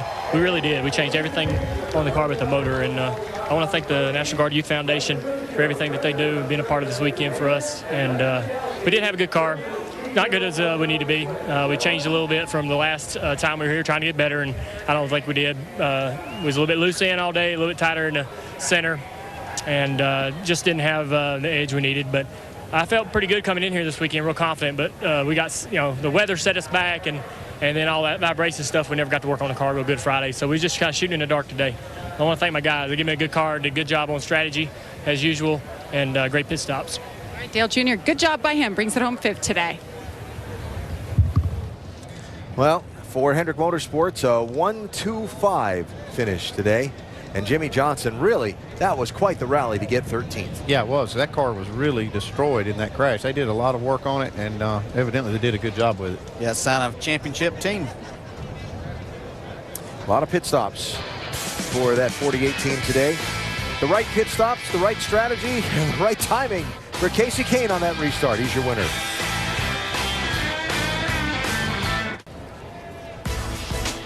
Pretty wacky 160 laps just wrapped up from Pocono Raceway, but the racing continues tonight on ESPN2. It's the O'Reilly Auto Parts NHRA Northwest Nationals coming your way from Seattle. The finals at 7 o'clock Eastern. Then next weekend, we come to you from Watkins Glen. First up, it's the NASCAR Nationwide Series Saturday at 2 o'clock Eastern on ABC. And Sunday, the Sprint Cup Series both goes left and right. That is noon Eastern on ESPN. Certainly an interesting day at Pocono. Kasey Kahne, your winner. inside the Quicken Loans ESPN Pit Studio with Rusty Wallace, Brad Doherty, and Ray Evernham. I'm Nicole Briscoe. So much happened in this race today, and a couple of contenders really kind of went out early, including a guy who's won here 4 times, talking about Denny Hamlin, who really needed to have a good day today, but went out very early. Oh, yeah, he just comes off of turn 3, and as he downshifts, the car gets loose. He tries to correct it, gets in a wall, and just tears the car to pieces. I mean, just can't get any luck going at all for Denny Hamlin right now. Finished this day in 43rd. Not a good day for Denny Hamlin. What started off to be a very good day for Jimmie Johnson, started on pole, led 43 laps, then got a flat tire. Very unexpectedly had that right front tire go down, and boom, he's into the wall. Bent some stuff in the suspension that they didn't think was bent. He gets on pit road. Long day for Jimmie Johnson, but these guys battled their rear ends off and got a good finish out of the day. 13th for Jimmie Johnson. Not the best day for Danica Patrick. No, she was actually having a good day running in the top 20 most of the day. Got herself in a little bad position being on the bottom, entering the tunnel turn there. Took the side force off her car, spun around, collected up a couple other cars. She was very disappointed, but was doing a good job before that incident. And then the moment of the race, the final restart, Kasey Kahne. What do you say about this? I think it was just a heroic move. I mean, the sails down in the tunnel turn at turn 2, picks the throttle up, gets around Gordon. I mean, this was the drive of the day. It took a lot of nerve to do what he did. He told everybody he had to go for it. I mean, this was a great win for Kasey Kahne. Kasey Kahne now 8th in points. He was able to gain a spot, and he now has an 18-point cushion over 10th, which, of course, is that all-important mark, or excuse me, 11th when it comes to making the chase. What I think is interesting, though, Kasey Kahne is not totally safe from falling out of the top 10. But what does make him safe is he has 2 wins, which puts guys with 1 win in an even more precarious situation. Yeah, everyone from 11th on back is really nervous right now because of Kasey Kahne. If he does fall backwards, which I don't think he will because he's running so well, it puts a lot of pressure on who someone's going to lose that wild card spot. So everyone's got to pick up their game. Like we said early on, you've got to win races if you're going to make this chase and have a chance to win this championship. Oh, absolutely, and I think that we're seeing a mounting challenge, all right? We keep looking at the 48 saying, okay, that car's got the speed. They've got the – but Kasey was in here with us this morning. We kept saying, what's it going to take? What's it going to take? He said, all right, y'all, you want to see what it's going to take? That's right. Take days like today. Yeah, I agree. If he puts more of those together, he could be the threat that upsets the 48. I think Casey's on a bit of a run right now, but the guy I would be – if I was this guy, I'd be really nervous right now, be Martin Truex. Here's a guy that's got 1 win, thought he's looking pretty good shape right now. Now Kasey wins this thing, puts him right in trouble right now. Well, it was a very good day for Kasey Kahne. We had him in the pit studio when this day began. He's ending his day in victory lane. His 2nd win of the season for Kasey Kahne. Now let's talk to Jamie Little. And Tony Stewart brings it home 9th today. Very impressive after that pit road speeding penalty. But you're just casually hanging out. You said you like to talk to your crew chief when things are fresh on your mind. What's fresh on your mind now after this race? We're just a little bit tight on entry versus where we were in the spring. So, you know, I got a very short memory, so I'm better off staying a couple extra minutes and talking to these guys on this GoDaddy Chevy after this race a little bit. And just, you know, we just talk about while it's fresh on our mind, and it gives them something to think about while they're on the plane ride back. And, you know, we'll have our debrief tomorrow morning. But just pretty happy. I mean, Steve Addington did a great job. The pit crew did a great job getting us some track position after I made a mistake. So they definitely carried me today. You're knocking off those top 10s. This is the 3rd one in the last 4 races. Looking at the big picture, you saw the points there. How much are you thinking about big picture chase? Are you worried at all, or do you guys feel pretty solid where you're going? Well, I mean, we've been running good. It's just, you know, we still need to be a little bit better. I mean, there's cars that are still a little bit better than us right now that we're trying to get caught up to. So I think our focus is more on that than making the chase. It's you know, it's one thing to make the chase, but it's another thing to once you get there, you gotta have something you can contend with. So you know, we're staying focused on just taking it 1 week at a time and working on our program, and you know, Bass Pro and Mobil One, and we had GoDaddy this week on the car. So you know, it just, you know, everybody's working hard. All of our partners are excited, and you know, especially after Ryan's win at the Brickyard last week. So proud of him for that, and you know, we just got to keep plugging away. And everybody at SHR is doing an awesome job, and Hendrick Engines and Chassis are doing a great job too. So everybody's working hard. Everybody's doing a good job. We just got to keep clicking them off, and you know, just keep getting a little bit better each week. Moving in the right direction. Tony Stewart, 9th today. Doc? Well, reigning Sprint Cup champion Brad Keselowski needed something good to happen starting this weekend, and it did. Your truck won here on Saturday. You go to Iowa, win the nationwide race, and then have a great run in the Cup car today. A lot of the crew are smiling. You didn't seem to be that happy when you climbed out with a 6th-place finish. No, I want to win. We had a decent day, led some laps, Jerry, and had a lot of fun battling there with Casey and Jeff, and just cycled out a little bit there towards the end. We know we have speed. We just need a little bit more. We were probably about a 4th, 5th place car, ended up 6th, so it's about where we deserve to be. But we just need that little bit more to win. And right now, you guys saw the points and showed them, every 1 point counts, but the wins really help out. So that's what we're focused on. And I can tell you, Jerry, we're not going to hold back any punches. There's still 5 races left, and this deal is going to come down to the last lap at Richmond. Okay, take a look at the next 5 races, okay? Looking at the fact that you're good at certain tracks, better at others, where do you think that first win of the year could come between now and when the chase starts? Really, any one of them. We're going to go test Atlanta this week, and we've ran well there. We've ran well at Bristol. We finished 2nd at the Glen the last 2 or 3 times. Michigan, we've kind of been hit or miss, at Bristol. It's been a good track for me.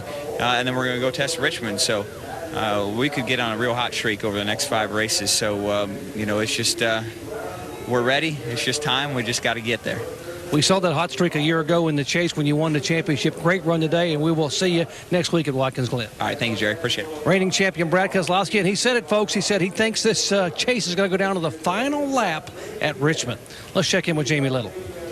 Well, Kurt Busch has a solid day, brings it home 3rd. The pits were good, the car seemed good, but at the end you said, I feel like a fish out of water. What happened to the car? Just right there in the mix, on restarts. I felt like we gained spots each time, and the lap times that we were running before that final pit stop, we weren't able to maintain those at the end. And so temperatures of the track increased, and I don't think we changed anything on the car, but just got to thank the guys. This is a phenomenal type run today to execute, learn from what we did here in June, to post the top 3 and to run with the guys that we have to run with to make it into the chase. And just real happy with these guys and Furniture Row and our mattress brands that are with us, Monster Energy. It's good to run strong when it's time. And right now we're getting that job done, even though we haven't crossed the threshold to win. On that last restart, the only option I had was to push Kane, and I felt like we got hooked up in one of those 2-car drafts and got him clear of the 24. I wanted to go to his high side, but I would have definitely been fish out of water in the gray area in turn 1. It would have been pretty big. So happy for this finish and this team and just the job we're doing. Hey, and happy 35th birthday, Kurt Busch. Go celebrate. Thank you. Yeah, I forgot it. I was hoping Gordon didn't win. We share the same birthday. But, it's neat to have a chance to win on your birthday, and we almost got it. Well, we should change Ryan Newman's name to Recovery Ryan. You recovered last week in Indianapolis to win the race, and a couple of slow pit stops had you back in the pack, but you recovered for a top 5 today. Tell us about your run. A really fast car. The Haas Automation Chevrolet was really good, and just struggled in the pits, like you said, Jerry, and there's no doubt that hurt us. But good comeback, good for Quicken Loans, and they're bringing home sweepstakes. Go to KiloRacing.com to figure that program out. I get a top 5 people get mortgage paid for a month, and then obviously it's a Bloomin' Monday. So hit your Outback on Monday and get a Bloomin' Onion. Ryan Newman finishing 4th today.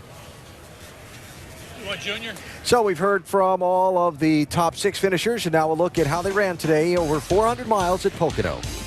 Yeah, some impressive runs, no doubt. Casey Kane just plastered the field there for a long time. But Joey Logano found himself in the top 10, but I think he got further away from 10th in the points is the only problem. Yeah, you see all the Chevys up there in the top 5, and Kurt Busch inching closer and closer to getting that first win for the Furniture Road race. Or for the first win of the year, I'm sorry. Saw Carl Edwards get shuffled back on a restart, only got back to 11th. We documented the problems that Jimmy Johnson had. And another nice recovery from Martin Truex Jr. and his team. Yeah, they managed something there.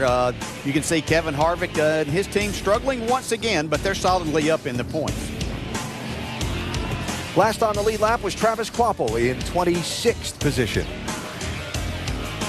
Pablo Montoya involved in a crash very early in the race, spent the rest of the day limping around. Ricky Stenhouse involved in a crash with Montoya on the very first lap of the race. Denny Hamlin involved in an early crash that sent him to the garage in the opening laps of the race. So what was a very big crowd here at Pocono today begin to file out. The celebration continues in Victory Lane. Casey Kane and company celebrating their second win of the season. Bristol back in March was the first, and now they're in Victory Lane again here in early August in Pennsylvania. You know, whether you're driving a street stock on a quarter-mile dirt track on a Saturday night in a 15-lap feature or a Sprint Cup Series machine at Pocono on a Sunday, restarts. It's basic racing. You got to get them right. And we saw a couple of the best in the business trade restart leads in these closing laps. Yeah, there's a lot happening. We talked about that. That was going to be a big part of the story here. And Kasey Kahne wasn't that strong on the restarts. He actually said he spun his tires on the very last restart. But Jeff Gordon did a great job. So a lot of fun to watch these drivers and how they performed in these pressure-packed situations. Yeah, that's the thing. Kasey Kahne got when he controlled the restart, he did okay. But then when Jeff Gordon was controlling the restart, he did not get a good start. He falls back, and I thought his day was done as far as winning this race. He had let Jeff Gordon get free and clear down in turn one, but boy, oh boy, did he drive this car. And just blasted on in there and made it stick on the outside, and Kasey Kahne comes away with the trophy and with the victory. Overriding impressions of this race. I'll start with another possible trophy for Jimmie Johnson that got away. We've seen that a few times this season, now in back-to-back weeks. Yeah, we certainly have, and I think that the team will be interested to find out exactly what created that situation. Was it something they ran over? Exactly what happened there? Was it something they're doing? That's whenever they'll really get kind of nervous and examine that. But a fast race car with a championship team ready to go again, but they have to eliminate these problems whenever they have the fastest car. Yeah, I'm thinking this may have been a bad luck situation because the other teams did not have a problem. They ran good. They ran up front. I think Kasey Kahne actually had the best car even at the end. I think if Jimmie Johnson had stayed in this race, I still believe Kasey Kahne could have beaten him heads up. But I think Jimmie Johnson has, they've come up on something new that's made their cars faster. Second storyline kind of tied to the Jimmie Johnson thing, but manufacturers. We talked about the Hendrick horsepower and the Chevrolet dominance at Indianapolis last week. Well, again today, there are bow ties in the top 5 finishing positions. First Ford is in 6th place. First Toyota is in 8th place. Yeah, the Chevys definitely have an advantage, and I do believe it's under the hood. I think they're making great power, but I do believe that Hendrick has found some things that's made their cars faster on the chassis department, and it's filtered over to Stewart-Haas Racing as well. Yeah, and we saw back earlier on, Matt Kenseth winning a lot of races earlier in this year. Kyle Busch running exceptionally well. They were making a lot of power with these Toyotas. Then they started having issues. Then that was dialed back. And even though they're saying they're back where they are, it's not showing that as in their performance on the racetrack. And I think they're going to have to step up their game. They're going to be a part of the chase scenario. They're going to be in it, but are they going to have a chance to win? And that chase scenario you talked about, ever so close, both for the top 10 cutoff and for those wild card spots as we look ahead now with just 5 races to go until that Saturday night in Richmond. Yeah, there's still plenty of time. You see Brad Keselowski's just outside of the top 10. He's got time to get there, but I think that you're going to see a big fight right there at the bottom to try to make this cutoff. There's going to be we talked about a lot of teams and drivers finishing on the lead lap here. A lot of nervous drivers all week from that 8th spot back to 16th, 17th, about next week at Watkins Glen on the road course where we see a lot of drivers. We talk about restarts. How about the restarts there getting down into turn 1? So this could a lot of nervous people in trying to secure a spot in the chase. Well, mentioned Watkins Glen. That's where we go next weekend. Next Sunday, the NASCAR Sprint Cup Series on the super speedway of road courses where last year we saw the beating and the banging and the pit strategy and then that incredible knockdown drag-out last lap between Marcos Ambrose and Brad Keselowski. That might have been the best last lap I've ever seen. That was crazy. They're going to have to go a long way to top that, but I'm sure that these drivers and teams will do their very best to ensure another great finish. A lot of great racing coming up at a great variety of venues. Hope you can join us at the track for the race to the chase for the NASCAR Sprint Cup Series and then on into the chase for the NASCAR Sprint Cup. Coming up next, X Games Los Angeles.